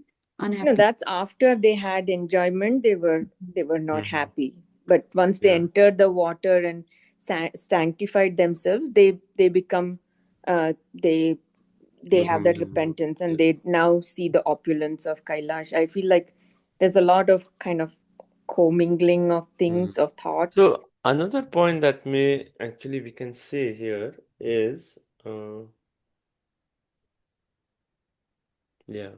see, another point that can be said is the first few verses from text 9 all the way to text 21, where we talked of different trees and animals. That is the description of Kailash. Right? That is where Lord Shiva resides. Right? Now, the next description is the description of Alaka region, which is around the Kailash. It is not actually the Kailash hill. So one way we can say the demigods previously they used to come to this Alaka region. But when it is talked, they were struck by the beauty that is talked of what? The Kailash region. So you're saying that they never had visited Kailash region ever. Demigods had not entered that area. Yes. But a different section of Kailash. Alaka region they had gone. Yeah. Okay. Yeah, So I was just thinking, yes, Prabhu has already told you this, that it's like Kailash is just not a small mountain man, as of I have read it. It's I think 400 yojanas. If we go to the fifth Prabhu. Actually, now we'll read of yojanas and we'll see the size of, because there's a description of the banyan tree under which Lord Shiva resides, and they describe the size of the banyan tree. That will really tell us what we are talking about. Yeah, even that's what I was thinking, because even just to circumambulate the demigods took, I think, years to even circumambulate the banyan tree. So it is very possible that they have just seen a drop of Alaka region, where Kailash is very far. Very far. Like you go to Vrindavan, it's very big, huge, but in that process we might miss seeing Nidhivan or Vamsivat, the small places. But, yeah, and also thinking back, right, Daksha should have had entrance into Kailash because he got his daughter married there. Would he have not got the privilege of entering actual Kailash and see the opulence? Or maybe he was too proud and never wanted to visit. Probably that could be the reason. My second question, Prabhuji, is Shiva right now is in such a horrible, terrible mood, right? Because he has lost his dear wife. And still, Kailash is so peaceful and beautiful, and the description is still showing calmness. So how do we relate that? So actually the point that you said, that how Lord Shiva is so disturbed, etc., etc., is actually not true. Brahma makes the point that how Lord Shiva, he is actually, his heart is actually afflicted with those unkind words and also with the death of his wife. But we'll read further. In next few verses, we'll see what is Lord Shiva's position. Okay. Thank you. Hare Krishna. Thank you. So let's go 28. So let's just do maybe up to the description 31, and then we'll take a break. Then we'll see how the conversation proceeds. Okay. Continue. Let's just do English, just 3 verses. Maybe 28, right? Hare Krishna. While traveling, the demigods passed over the forest known as Saugandhika, which is full of varieties of flowers, fruits, and desired trees. While passing over the forest, they also saw the regions of Yaksheshwara. Okay, next verse. Prabhupada in the purport talks about how even desired trees which we hear in the spiritual world, they are also found in Kailash. So I already talked about this point. And then Prabhupada says, it appears that Kailash has a special significance. It is almost like the residence of Lord Krishna. That is how glorious is Lord Shiva, that his residence is almost as glorious as Lord Shiva because that is, or Lord Krishna because there are desired trees there. 29. Hare Krishna. In that celestial forest, there were many birds whose necks were colored reddish and whose sweet sounds mixed with the humming of bees. The lakes were abundantly decorated with crying swans as well as strong stemmed lotus flowers. Hare Krishna. Okay. Prabhupada says, considering all these attributes, one can imagine how beautiful this spot was and how much the demigods passing through enjoyed the atmosphere. Okay, 30. Hare Krishna. All these atmospheric influences unsettled the forest elephants, who flocked together in the sandalwood forest, and the blowing wind agitated the minds of the damsels there for further sexual enjoyment. Hare Krishna. Here Prabhupada actually makes a very nice point. He says, Vana Kunjara Sangrahasta. So these wild elements, they rub themselves against Harichandan. Because the sandalwood has such nice fragrance that the elephants are rubbing their body against the sandalwood to actually get that fragrance. Right? So that's described. And then here it says that because of this beautiful atmosphere, Punya Jana Striyam, the wives of the Yakshas, Muhu Unmatayat. Their minds become agitated with sexual desire. And Prabhupada makes the point that even here in this material world, when people go to maybe a nice atmosphere, then it awakens their sexual. Okay, we are enjoying here, but we really want that enjoyment with the opposite sex. So Prabhupada is making the point. Now, in comparison, so that we see here on the earth planet, even on the heavenly planet, but in comparison, let's talk of the spiritual world.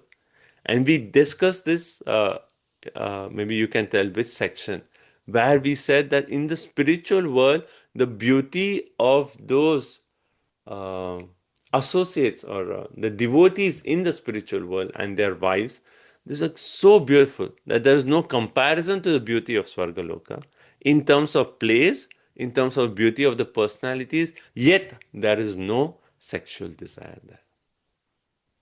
So where did we discuss this?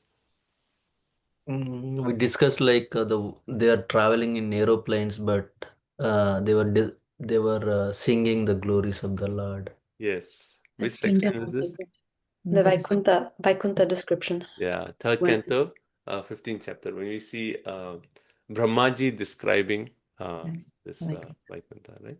And he actually makes the point that how there are these airplanes and then there are devotees and then with their wives. The wives are so beautiful, but still they are not agitated by sex. Right? So hence Prabhupada is bringing that comparison between the spiritual world and the material world. Spiritual world is so many times more beautiful, so many times more opulent, yet there is no distraction because of this. All of them are so much absorbed in glorification of Krishna that all these become secondary. We also read that how in that section it described that when the fragrance of the Malati flowers enters the nostrils of these devotees, then what do they say? Don't disturb. We want to glorify Krishna. We want to glorify Krishna. And also the bees, when they're doing bzzz, then all the birds who sing so nicely, they say, shh, bee is glorifying Krishna. Let's hear his kirtan. Her kirtan. Right? So that is the mood of spiritual world. So Prabhupada is bringing that contrast that though all these verses sound very nice, oh, such a beautiful place, but still it is not like the spiritual world. There is still that contrast. And in spiritual world, there is no sexual desire. Right? Okay, 31.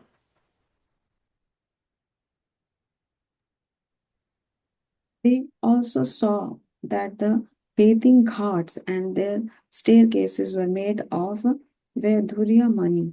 The water was full of lotus flowers. Passing by such lakes, the demigods reached a place where there was a great banyan tree. Okay. So they have passed all the lakes and now they have come to the great banyan tree. Dadarshuhu Vatam. They saw the Vata. Vata is referring to banyan tree. And why is the banyan tree specified here? Because under the banyan tree, who is sitting? Our Lord Shiva. Right? So that we'll read. We'll take a break and we'll come back and we'll see how Lord Shiva is sitting there. And then what Brahma's prayers to Lord Shiva. And that's how this chapter actually ends. Okay. So let's take a quick break. Any comments so far? Any points on this whole section? I like the point that we just read in the purport of text 30, that if you are absorbed in the spiritual sound vibration, then all other material enjoyments, they doesn't make any sense, right? Seems insignificant, Prabhupada says. Yes. Param drishva nivartate. When you get that higher taste, then everything else seems insignificant. Thank you. Any other point? Prabhu, I was thinking on the question of Mataji that if Daksha had not seen the opulence of this Kailash, I was thinking how Sati was telling to Daksha that the opulence that you think is opulence is different from the opulence that I get. That's a good reference. So Daksha might not have experienced that because that opulence is four, right? Prema, renunciation, Gyan, and Tapa? what point you said? Power. Power. So these four opulence of Lord Shiva and Sati. This is very Visiti said that. Like So this basically is our point is like all these opulences, it cannot be obtained by your sacrifices what you do. This is like a totally different level. Right. And hence you cannot appreciate that. It's a good reference. Thank you. Yeah. Any other point? I was reflecting on the point about the being careful of the poison of hearing offensive words, and I was thinking also like be careful because our mind will also like have negative thoughts, and we have to be careful of what comes out of our mouth, like or even like internet is so easy to type something, and once the words go out into the world, I think it's like even it comes out of our mouth, it affects other people around us. So we have to be so careful about our tongue also, like not speaking things that are negative or unfavorable and like that. Yeah, I mean that's such an important point. Like, especially like social media, we go and we say something. I mean, the whole world is reading, and then they'll get the concept. Oh, because you said that. Oh, hence this devotee is not good. And it may be something between you and the devotee and some misunderstanding or whatever. But the whole world is thinking, oh, you have actually put the stamp that that person is not good or whatever. So, I mean, really, like this social media one way is like, yes, okay, there are some advantages of, people say, oh, this preaching, this is happening.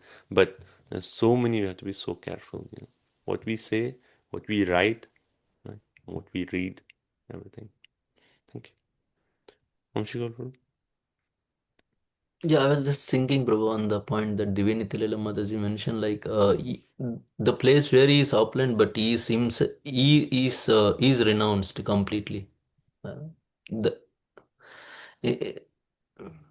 Daksha might be looking at him as a renounced person, not possessed by anything.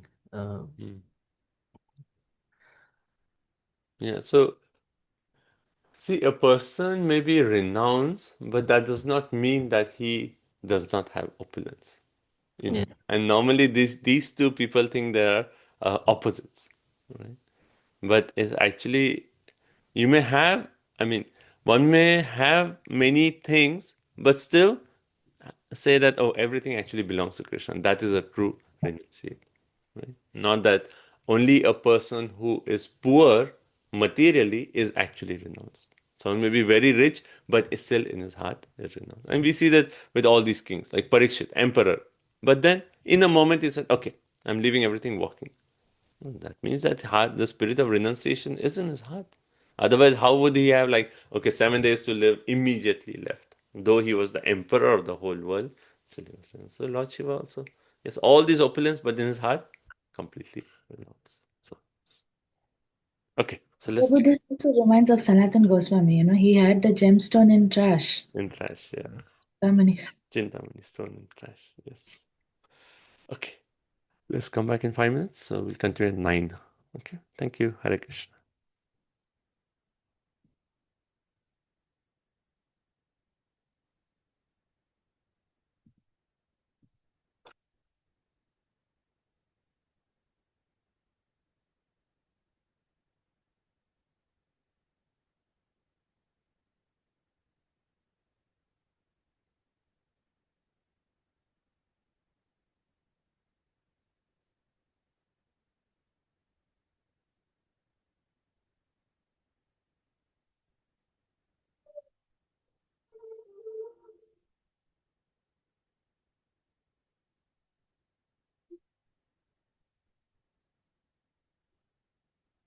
Hare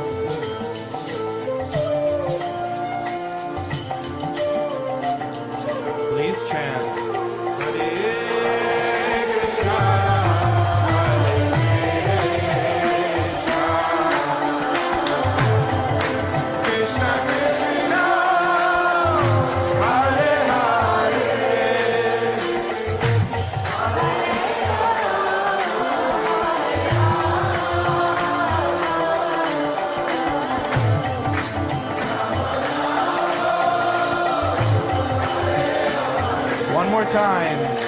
Hare Krishna.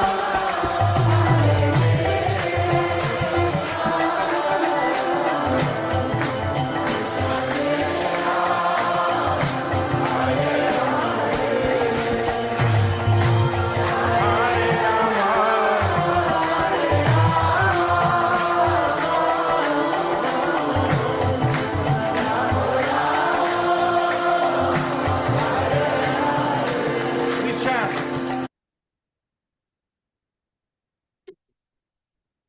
Hare Hare Krishna, Krishna Krishna, Hare Hare, Hare Rama, Rama Rama, Hare Hare.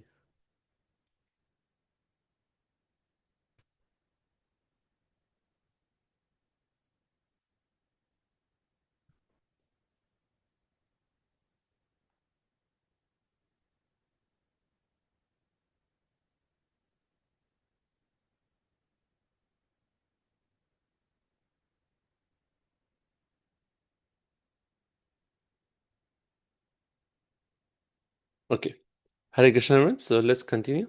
So we are all in Kailash Dham. So let's see what happens now. So text number 32. That banyan tree was 800 miles high, and its branches spread over 600 miles around. The tree cast a fine shade, which permanently cooled the temperature. Yet there was no noise of birds.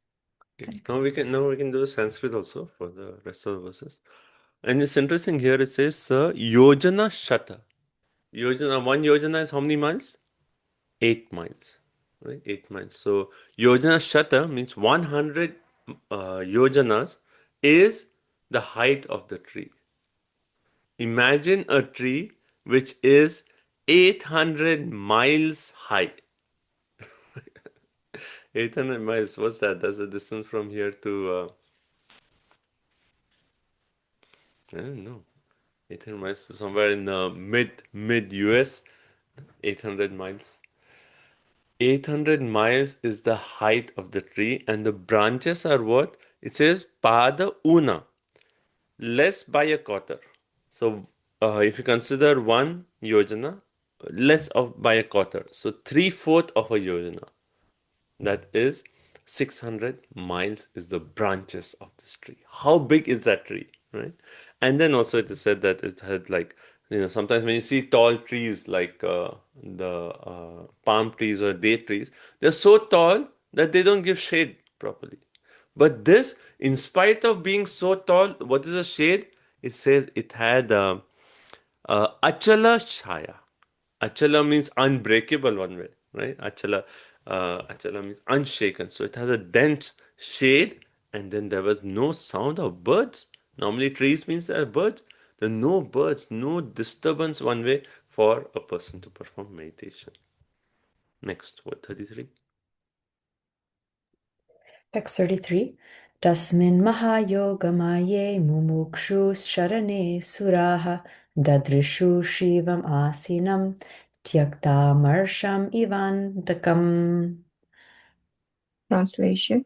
The demigods saw Lord Shiva sitting under that tree, which was competent to give perfection to mystic yogis and deliver all people. As grave as time eternal, he appeared to have given up all anger. So now it says, okay, under a tree, who were there? Mahayogamaya. So Mahayogi. So Prabhupada actually explains. He says Mahayogamaya is very significant. Yoga means meditation. Mahayogi means one who is doing the best form of meditation. What is that? That is absorption in the lotus feet of Krishna. So you see how Prabhupada's purpose is always bringing to the point of bhakti devotion service. It says Mahayogi is one who is doing smaranam. He is really in the mood of smaranam to Lord Krishna. That is the best yogi. So when here it says, under the tree there were all these Mahayogi Mae, and then it says Mumukshu. They were actually meditating on Supreme, desiring what? Mumukshu. Mumukshu means liberation. Right? And then what did the demigods see? Dadarshu. They saw Shivam, Lord Shiva, Asinam, seated under the tree. Twakta Amarshanam Eva Antakam. So how Rashi Mati made the point earlier that how wasn't Lord Shiva like disturbed with this whole thing? His wife had just left her body, and then he was all those words and all those harsh words were spoken. But here, what do you see? Demigod saw Lord Shiva, and it says Twakta Amarsanam. He had given up his anger. And what is the comparison? Eva Antakam. Antakam means eternal time. So he was as grave as eternal time. He had given up all anger. That's how they saw Lord Shiva. They didn't see Lord Shiva like angry doing Tandav Nritya or like, like with that mood of anger. They saw like, this is a great personality. In spite of everything that's happened, he is actually undisturbed. So, okay. So next 34. Text 34. Sanandanadyar mahasiddhai shantai samshanta vigraham upasyamanam sukyacha bhardraguyakarakshasam. Translation. Lord Shiva sat there, surrounded by saintly persons like Kuvera, the master of the Guhyakas, and the four Kumaras who were already liberated souls. Lord Shiva was grave and saintly. So, who are the associates of Lord Shiva? Like Daksha was saying, oh, Lord Shiva, Shiva, his associates are those who are the ghosts, the goblins. See what kind of people. And here, what do the demigods see? They are seeing personalities like four Kumaras who are actually seated. And what are the four Kumaras doing? They are worshipping Lord Shiva. So it's like totally opposite conception of what Daksha actually had in his mind.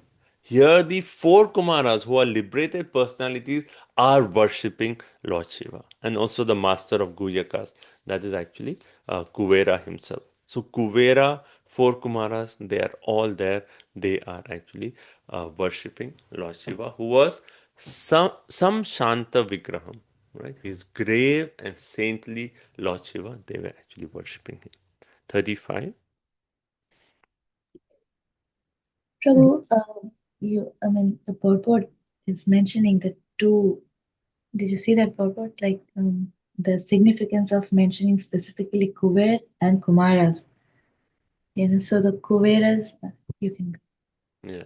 So one way Prabhupada is actually saying that he's saying the Kumaras, they are related to Lord Shiva. They have the intimate relationship. Why? Because same father. So they are brothers. So one is that point. And then here Prabhupada is actually making the point that transcendental, he has all transcendental and material opulences. So Kuvera is the treasurer of the demigods. So he has all the riches. So even for materially the most rich person is there worshipping Shiva. And then on the spiritual side, the four Kumaras, they are already liberated. They are worshipping Lord Shiva. So both those who have perfected materially and spiritually, both of them are under the shelter of Lord Shiva. So yeah, thank you for bringing that point. Okay, the next verse, 35. Vidya tapo yoga patam astitam tam adishvaram charantam vishvasuridam vatsalya lokamangalam.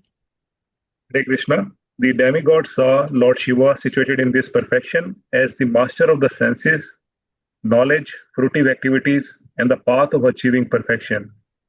He was a friend of the entire world, and by virtue of his full affection for everyone, he was very auspicious. So here it says Vidya Tapaha Yoga Patham.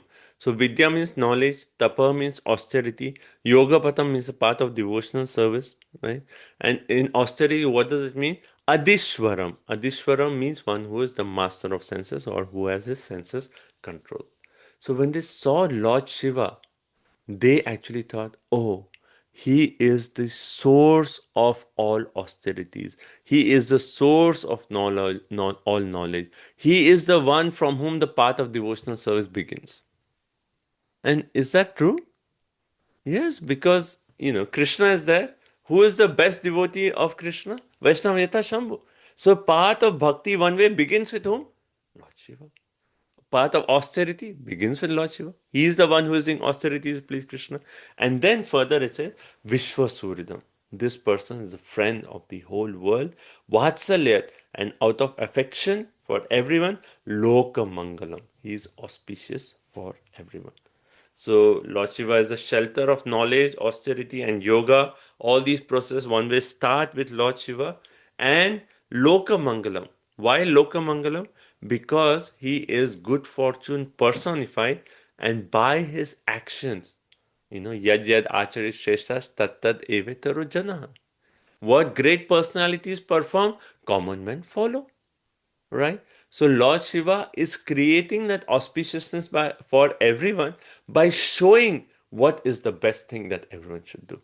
That is to actually be absorbed in the lotus feet of Lord Shri Krishna. Right? So hence he is Loka Mangala. He is creating good fortune by teaching everyone what we all should do. And he's controller of the senses. Okay, next 36.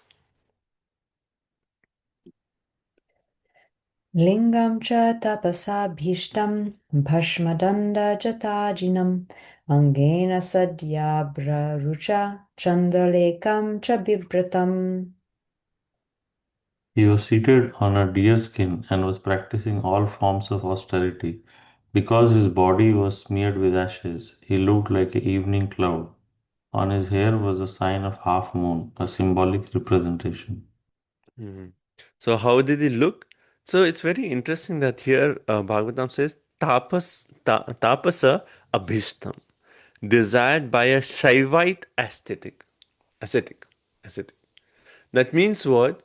That Lord Shiva was he dressed like a Vaishnava with tilak, kantimala, dhoti, kurta? Here he says he was dressed in the way the Shaivites dress. Right? So Prabhupada actually makes this point. The Lord Shiva's symptom of austerity are not exactly like that of a Vaishnava. He's certainly the first class of Vaishnava, but the way he dresses cannot be followed by the Vaishnavas, in the sense that here we see he has bhasma, he has ashes on his body, he has matted hair, right? For us, it said, Prabhupada said, shaved head, right? Shaved head, tilak, right? But he has matted hair and antelope skin. Like, imagine if someone comes to a Sunday feast, they have antelope skin. We'll chase them away. We're like, what is this? Right? You need to shave up, you need to wear dhoti. Right? So Prabhupada is making the point that the symptoms of Lord Shiva we cannot imitate. Vaishnavas cannot imitate. But they actually follow the mood, the practice of Lord Shiva. And then he had the half moon. Right? We see Lord Shiva's photo always with a half moon. Vrindavan Vilasimati. Hare Krishna, Prabhuji. Prabhuji, I wanted to ask this question. Here, Lord Shiva is sitting on a deer screen, and also in the 8th canto in the morning, we are reading that when Lord Vaman Dev appeared, various people were giving him gifts, and he was given a gift of deer skin and a mala of Rudraksh. So, Prabhuji, why the animal skin is not in mode of goodness, right? So why even Vaman Dev was wearing deer skin, and why Rudraksh mala? Why not Tulsi mala? So, one way, like, why this skin of the animals is there? Actually, even those animal skin is actually used only when after the animal naturally dies. It's not that the animals are killed for this. After their natural death, then the skin is taken and used. I know, like, tiger skin often is actually also, the sages, they sit on tiger skin. Why tiger skin? Because from a distance it appears, oh, there is a tiger, and then no one will come and disturb those animals. Now, deer skin, I'm not very sure why deer skin is actually said. Especially when Vaman Dev appeared like a draft Brahman, huh? So why he was wearing deer skin? And I mean, see the point, like, as I mentioned, the point about tiger skin, that makes sense, because then no other animals will come and bother. But also the point is, it is a sign of a person who is a renunciate. When you go to the forest, what do you wear? You either wear like a tree bark, right? How Lord Ramchandra, when he was, sent to the forest, he was wearing tree bark, Or you will actually accept, okay, animal is dead, I'll take the skin of the animal, I'll just use that. Right? But beyond that, maybe someone else has any points on this deer skin. Babaji, why he was gifted like Rudraksh Mala, Vamandev? Yeah. Saraswati gifted him Rudraksh Mala. Okay, so we'll come to that. Let's see, deer skin, someone has a point on that? Oh, I have heard why deers are killed, by the Kshatriyas, when Kshatriyas practice hunting, and why they kill deers. Like I heard that, like in Hindi, I heard from my Maharaj that like deer ka nabi pak jata hai na, when it produces kasturi, Yeah. so that is very painful for the deer, it's like extremely painful. So when the deers are killed, so actually they also get the relief, and the next body is like a better body or something. So that is That I understand that why Kshatriyas do hunting, but Why they use why deer why skin? So why that why we have the to research. yeah. And then the second question about Rudraksha beads. So here also we see Lord Shiva is having Rudraksha beads, not Tulsi. And one way we can say Lord Shiva having Rudraksha because he is, through his external form, he is attracting those who are actually not ready to become Vaishnavas. And so for them, there's Rudraksha. So followers of Lord Shiva, they chant on Rudraksha bead. Well, that's their mood. And then when they get purified, maybe they'll come to becoming a Vaishnava. But at least at that point, they actually accept Rudraksha. Is there any significance of Lord Vamandev carrying Rudraksh beads? I'm not sure, Mataji.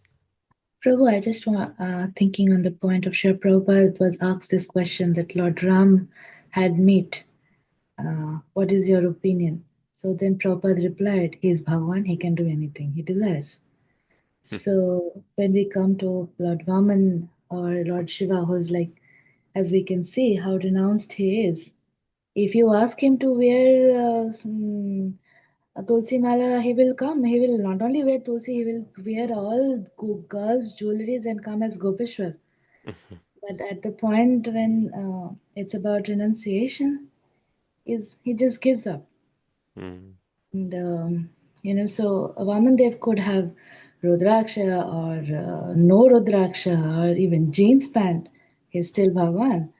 As Nityananda Prabhu also used to wear Rudraksha. He also had the Shaivite tilakam. And that's why the confusion. They asked Mahaprabhu that why is he wearing such weird things? And Mahaprabhu clearly said that no question about his externals.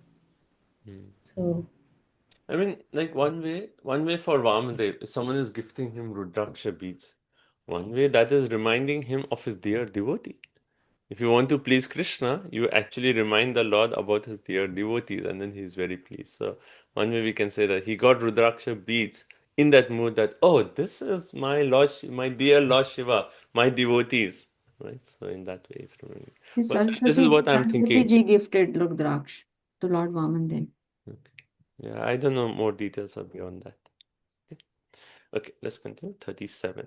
I just found out about why they use the deer skin. Srila Prabhupada says in one lecture that the skin of deer is specifically used in yoga asana because it has medical effect that snakes do not come. If you sit down on that particular skin, the snakes and reptiles will not come there. That is the purpose. You'll not be disturbed. Oh, that's good. Thank you. Yeah, that answers the deer skin part. Thank you. Okay, 37. Text 37. Upavishtam darbam mayam brishyam brahma sanatanam naradaya pravochantam prichate shinvatam satam. I think Karuna Mataji is not here, so Kaushalya Mataji, are you able to read? Or we can have Prarthana Mataji. Yes, Mataji. Correct. Okay. Sorry, Go, okay, go ahead, Mataji. Next I will. Okay, Mataji. 37, yeah? Yes. He was seated on a straw mattress and speaking to all present, including the great sages Narada, to whom he especially spoke about the absolute truth. Hmm. So he was seated on straw mattress, and then what was he doing? He was discussing Krishna Katha, right? And with whom? Narad Muni.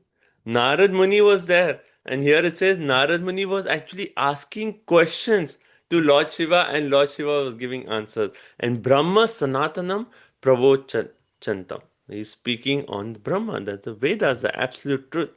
So imagine they were thinking, oh, Lord Shiva would be so angry, and then you know what he's doing. And they come and they see Lord Shiva is as grave as eternal time. And what is happening there? Krishna Katha is going on. Lord Shiva is speaking Krishna Katha to Narad Muni. That is what they are seeing.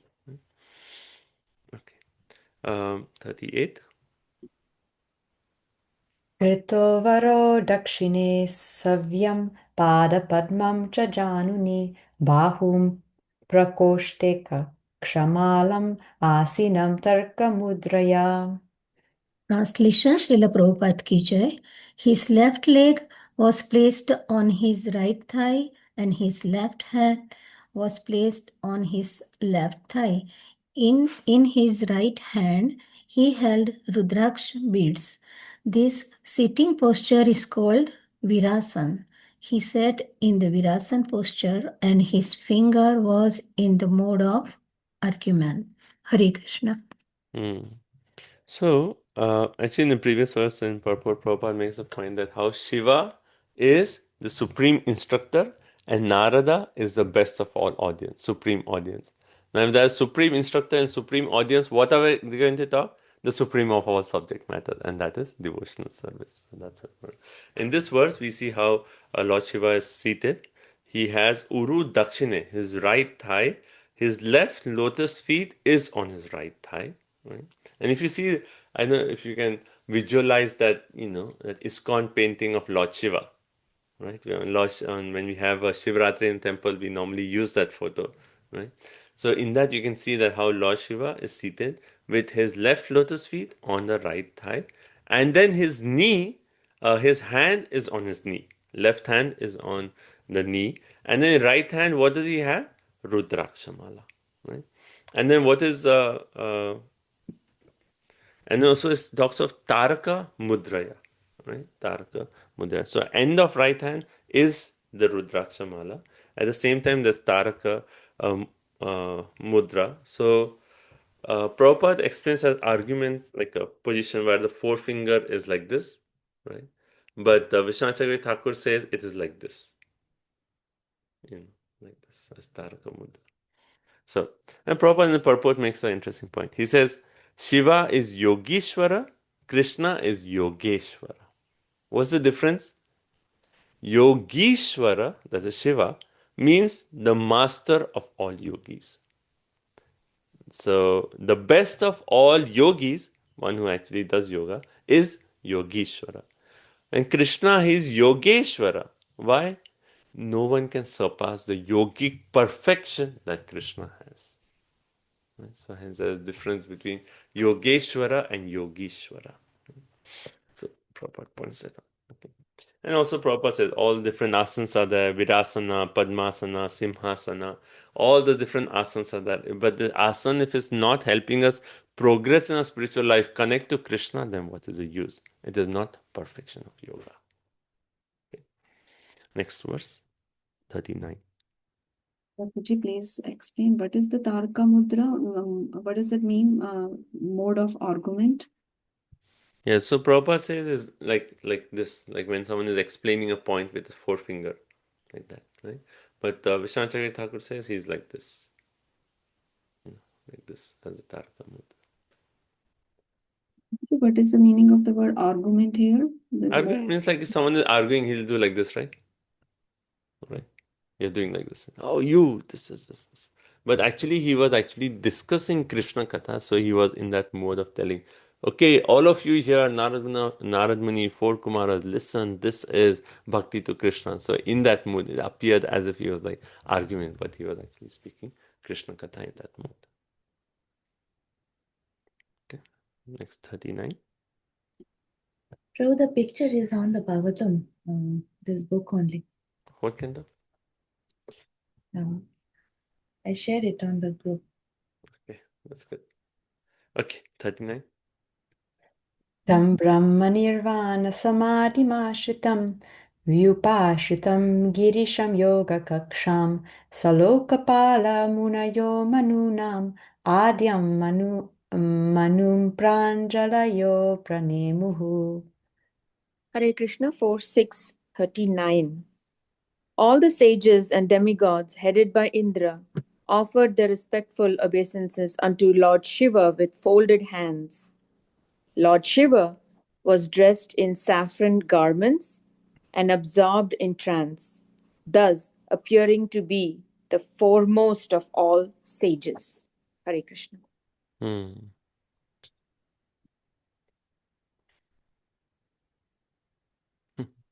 So here it says Brahman Nirvana Samadhi. That how was Lord Shiva? He was absorbed in Brahma Nirvana. So this Brahma Nirvana, Prabhupada actually explains, and he says in word to word, he says this is Brahmanda, right? That the bliss of being in Brahmanda. But then further, actually Prabhupada clarifies, and he says that how Lord Shiva, he was completely absorbed in Adokshaja, right? So some Adokshaja means someone who is actually beyond the Akshaja, beyond the understanding of our senses,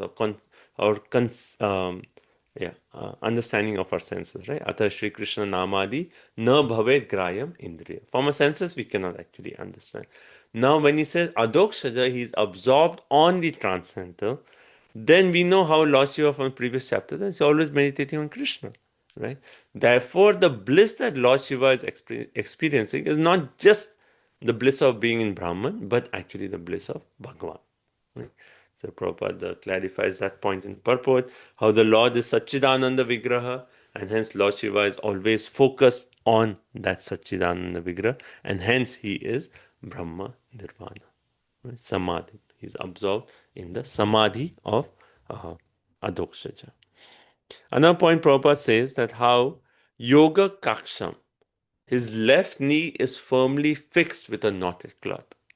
So when the yogis sit, when their left leg is folded, they have the cloth in such a way that the left knee is tied with that cloth, right, with a knotted cloth. Yes. So when all these different demigods, Muni, the sages, they all came there, Salokapala, Muniya, what did they do? Prajanjalaya. They actually, with folded hands, they offered respects to Lord Shiva. Okay. Prabhupada in the purport also makes the point that Lord Shiva, he appears as whom? Advaita Prabhu. Right? In Panchatattva, Advaita is the combination of Mahavishnu and Sadashiva. Right? Shiva. So Shiva Tattva is actually there in Advaita Prabhu. Right? And what is Advaita Prabhu's mood? Advaita Prabhu, seeing the fallen conditions of people in this age, he is the one who said, "Oh Mahaprabhu, unless you yourself descend, how will people in this world be liberated?" And because of the call of Advaita Prabhu, Mahaprabhu actually descended. Right? So this actually shows the mood of compassion of Shiva or Advaita Prabhu. And Prabhupada actually makes a point, and hence that is a Rudra Sampradaya where Lord Shiva is speaking about the science of Krishna consciousness. So this is a mood of compassion of Lord Shiva. Okay, next, text 40. Satu palabhya gatam atmayonim sura sureshair abhivanditangrihi uthaya chakre shirasa abhivandanam arhatama kasya yataiva vishnuhu. Rohini Nandan Prabhu. Text 40. Lord Shiva's lotus feet were worshipped by both the demigods and demons, but still, in spite of his exalted position, as soon as he saw that Lord Brahma was there among all the other demigods, he immediately stood up and offered him respect by bowing down and touching his lotus feet, just as Vamanadev offered his respectful obeisances to Kashyapa Muni. So it's so interesting. Here it says, Sura Asura Ishaihi Abhivandita Angri. So that personality whose lotus feet is worshipped by the best of the demigods and the demons, right? Both of them, they worship the lotus feet. That great personality, when he saw Brahma coming, he stood up, right? He was giving Bhagavatam class. He stood up and then he touched the feet of Brahma. And what is the example given? As Vamandev, Aratama Kashyapa, right? Who is Kashyap Muni in relationship to Vamanadev? Father, right? Father. So, though Vamandev is the supreme personality of God, and his touching the feet of Kashyap Muni does not mean that now Kashyap Muni is actually superior to Vamanadev in terms of tattva, but in terms of that relationship, he is actually offering that respect. So, similarly, though Brahma knew that Lord Shiva is more glorious than me, still Lord Shiva, as a matter of etiquette, saying that, oh, he is my father, he actually bowed down and touched the feet of Brahmaji. Now, Prabhupada in the purport, he gives further examples. And he says, like, how Krishna, he touches the feet of Nanda and Yashoda, right? Or Krishna comes and bows down in front of Yudhishthira Maharaj.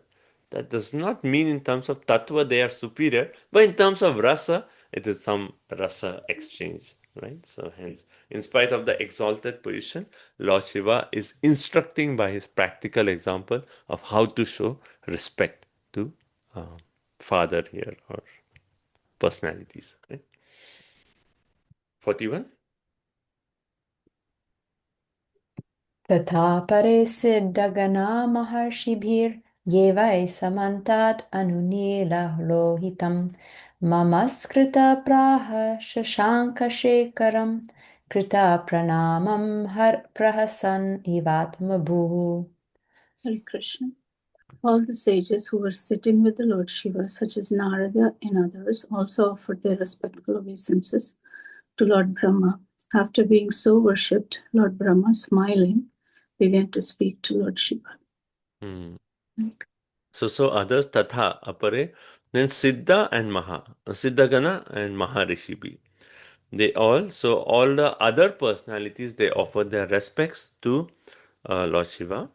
And after Lord Shiva had offered obeisances to Brahma, then Brahma started speaking to Lord Shiva and Prahasan. Why is Brahma smiling? Right?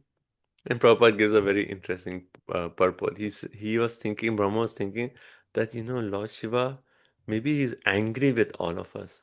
So maybe in that mood of fear, like, if you know that, oh, you may be chastised, you may smile at that person so that as soon as he sees your smile, he'll be like, oh, he's a nice person. Maybe I shouldn't be angry. So Brahma, he's behind the smile, he's hiding his fear of Lord Shiva's anger, and just so that Lord Shiva is easily pleased and he may be pacified, Brahma is smiling and then he's speaking the following words. Right? So he's concealing his fear behind his smile. Okay, 42. Hare Krishna. Oh, sorry. That's okay. Brahmovacha jane tvam isham vishvasya jagato yoni bijayo shakte shivasya chaparam yatar brahma nirantaram. Hare Krishna. Translation. Lord Brahma said, my dear Lord Shiva, I know that you are the controller of the entire material manifestation, the combination father and mother of the cosmic manifestation, and the supreme Brahman behind the cosmic manifestation as well. I know you in that way. Hare Krishna. So why is he saying, I know you in that way? Because Lord Shiva has just offered respects to Brahma, and Brahma is saying, oh, actually, I know your real position. You are showing me respect, but I want to tell everyone what is your real position. And it says, Isham Vishwasya, you are actually the controller of the entire material manifestation. So Vishwanath Chakravarti Thakur is saying that Brahmaji is taking the position of a Shaivite, and he's actually offering those prayers to Lord Shiva. Right? And he says, Jagata Yoni Bijaya. Right? What does Krishna say in Bhagavad Gita? Aham Bija Pradapitaha. But actually, who is that Bija Prada? Actually, this Shiva.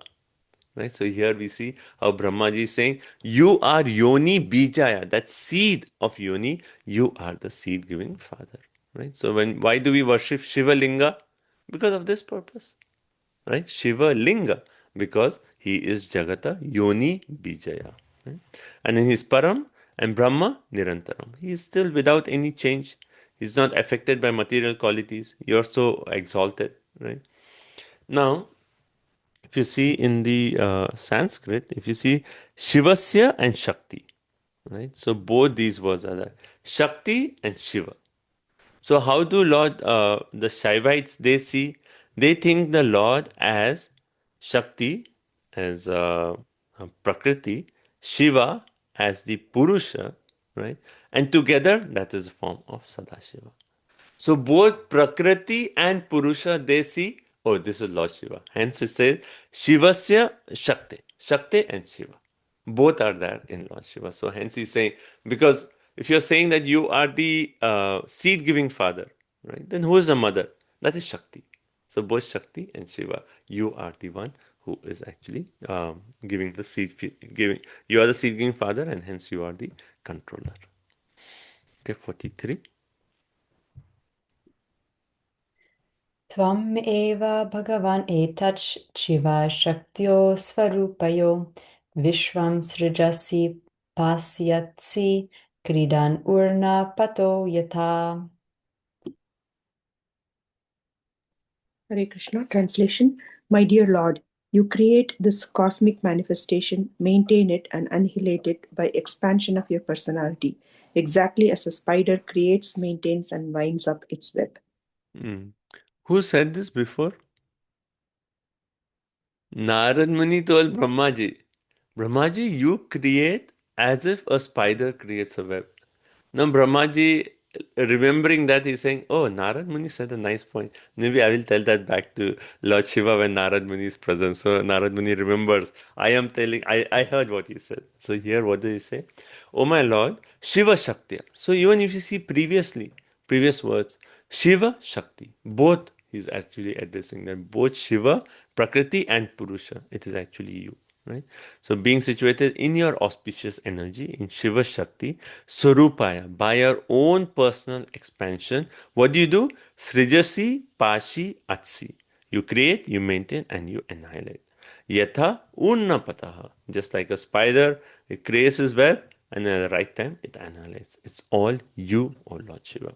So, if you see Brahma's position, one way we'll say Lord Shiva is in charge of annihilation. Right? But if you go back to our aspect of Lord Shiva's creation, then we see it was actually the glance of Mahavishnu that becomes Lord Shiva. So that way, it is Lord Shiva who is in charge of this entire material world. Krishna does not directly come in contact with the material world, but to interact with the world, he took the form of Lord Shiva. So that Lord Shiva is being referred here. So hence Lord Shiva is both the creator, the maintainer, and the annihilator. And Prabhupada actually makes a point there. Why is he saying Shiva Shaktya? Why is the energy of Shiva auspicious? And he actually says, actually everything you see in this world is actually the energy of the Lord. Right? So everything has to be auspicious. And he gives the example that there's education department and there's criminal department. The government should see both with an equal vision and fund both. Unfortunately, our government just funds one and does not fund the other one. Funds the wrong one and then does not fund the right one. But here Prabhupada is giving the example that both of them, education department, criminal, government says both need funding. I'll take care of both. Why? Because both of them one way are needed. Both of them are auspicious. So similarly in this world, all the energies of Krishna, though it is actually one way see that as punishing a jiva, still that is auspicious because it's trying to bring the jiva back to the right point. Or is the blessing. So both the blessing of the Lord and the punishment of the Lord, it is both auspicious because both is finally trying to reform the jiva. Okay, so let's see the time, 44. Okay, maybe one last verse we'll do and we'll stop. Text 44. Tvam eva dharmartha dugabhipataye dakshena sutrena sasarjitadvaram tvayaiva loke vashitascha setavo yan brahmana shradadate dhrittavrataha. Lavanga Manjari Mataji, you didn't get a chance to read. Do you want to read one? Hare Krishna Mataji. Yeah. Which verse, Mataji? I was just listening. 44. 44. Chapter 6, 44, right, Mataji? Yeah. Yeah. Hare Krishna. Thank you, Mataji, Prabhuji. My dear Lord, your Lordship has introduced the system of sacrifices through the agency of Daksha, and thus one may derive the benefits of religious activities and economic development. Under your regulative principles, the institution of the four varnas and ashramas is respected. The Brahmanas therefore vow to follow this system strictly. Hare Krishna. Thank you, Mataji. What is Daksha's point here? What is Brahmaji's point here? Brahmaji is saying, oh Lord Shiva, you introduced the system of sacrifices. And how did you do it? This through Daksha. Right? Because Daksha is the chief of the Prajapati. He is the one who actually is conducting the whole sacrifice. So you created the system for the benefit of what? Eva Dharma Artha Dugha. For the benefit of everyone, right? Through religion and economic development, right? And for their protection. So when you talk of Dharma, Artha, Kama and Moksha, right? Dharma, Artha, Kama. Who created the system? Actually, it's Lord Shiva one way who created the system. Now, that aspect of Dharma, one aspect of that Dharma is to do sacrifice, Yagya, right? Other aspect of Dharma is Varnashrama. So both of these aspects, it is Lord Shiva, you created sacrifice and you created the Varnashram system. Now, who maintains sacrifice now? The chief progenitor, Daksha. Who takes care of Varnashram? The people who take care are the Brahmanas. So why is Daksha telling this? Because the underlying meaning is that, oh, Shiva, you killed Daksha, who is supposed to do sacrifices. You destroyed the Brahmanas, who are supposed to maintain Varnashram. So now you bring them back to life, right? Because they both have a purpose to solve, right? Purpose to a purpose in this world to actually do something. So one is to do sacrifices, and second is to maintain Varnashram Dharma. So Prabhupada in the purport, he actually says, this Varnashram Dharma, it is created by the Lord himself. In Kali Yuga, we want to become what? Everyone one, classless society. But that is impossible. You cannot have a classless society. The only thing that we can do is engage people according to their Varna and at the same time keep the focus of what? Samsiddhir Haritoshanam. That is the only unifying principle for everyone. Samsiddhir Haritoshanam. But because we want to unify, forgetting Samsiddhir Haritoshanam, we say, okay, everyone one. Brahmana, Shudra, Vaishya, Shudra, everyone one. That will never work. That will never work. So only principle that will work is Samsiddhir Haritoshanam. Right? But you see the point. Why is Brahma making this point? Because sacrifices are conducted by Daksha and the Brahmanas maintain Varnashram. Both Yagya and Varnashram is important for all the Loka, and hence you do something, revive Daksha, revive the Brahmanas. Okay, so that's 44. And we'll stop here. And there's a few more verses along the same line. And we almost come to the end of this chapter. So we'll complete this next week, this chapter. We'll continue with 4.7. Okay, so we'll end here. Thank you all so much. Thank you for joining on this auspicious day of Ekadashi. We pray that Lord Shri Krishna in the form of Bhagavatam is pleased with our seva on this Ekadashi, and he blesses us with devotion unto them. Right? Taste for Harikatha and devotion to the lotus feet of Radha Golokananda. Okay, so I see Mataji has a question, but let me formally end the class. One point I do want to make is on the August 1st, sorry, August 2nd. Can you have the Bhakti?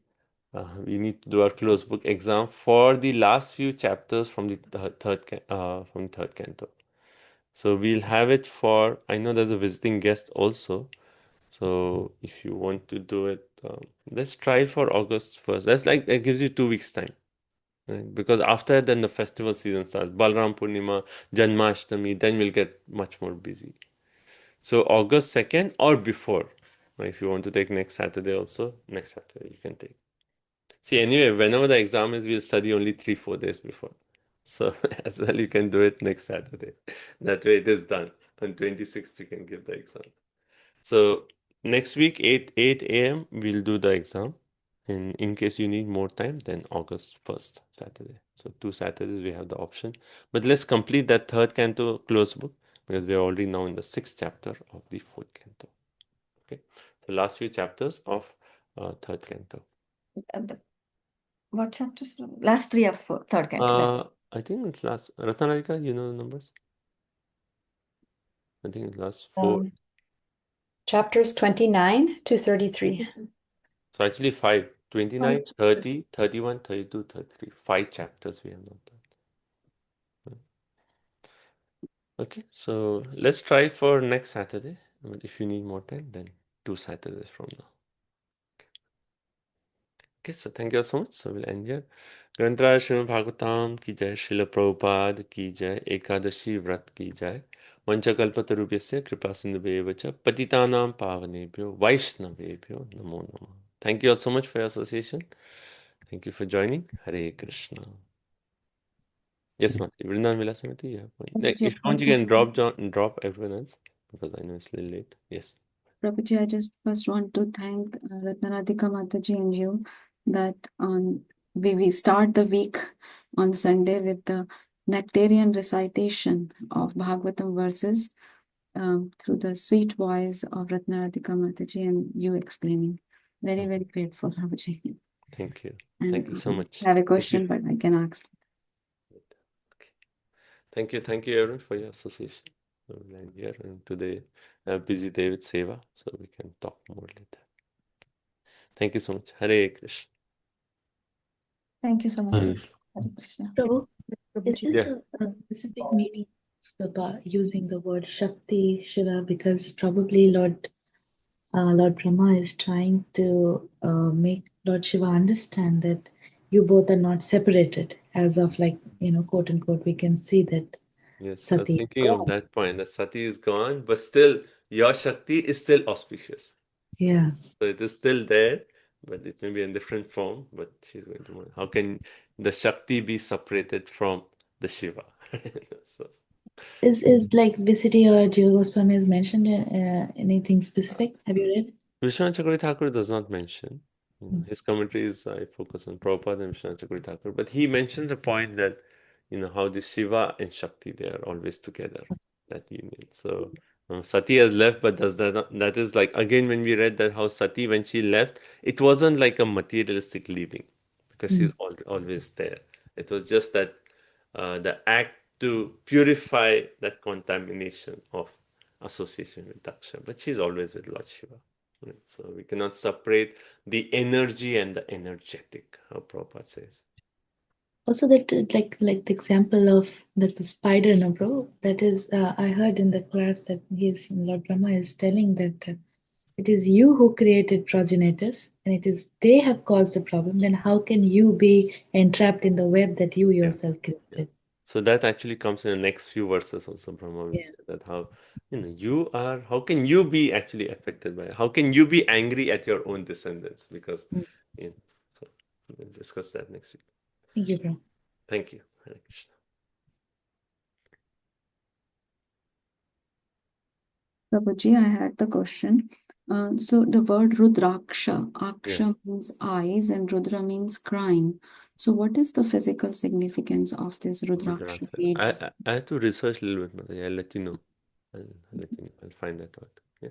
Thank you so much. Thank you. Hare Krishna. Thank you so much, Guruji. Hare Krishna. Thank you. Hare Krishna. Hare Krishna. Thank you so much, Prabhuji. Hare Thank Krishna. you. Hare Krishna. Hare Krishna. Hare Krishna, Thank you, Prabhuji. Prabhuji. Hare Thank Krishna. you. Hare Krishna, everyone. Thanks, Prabhuji. Hare Krishna, Prabhuji. Thank you so much. Thank you for joining, Prabhu. Hare Krishna.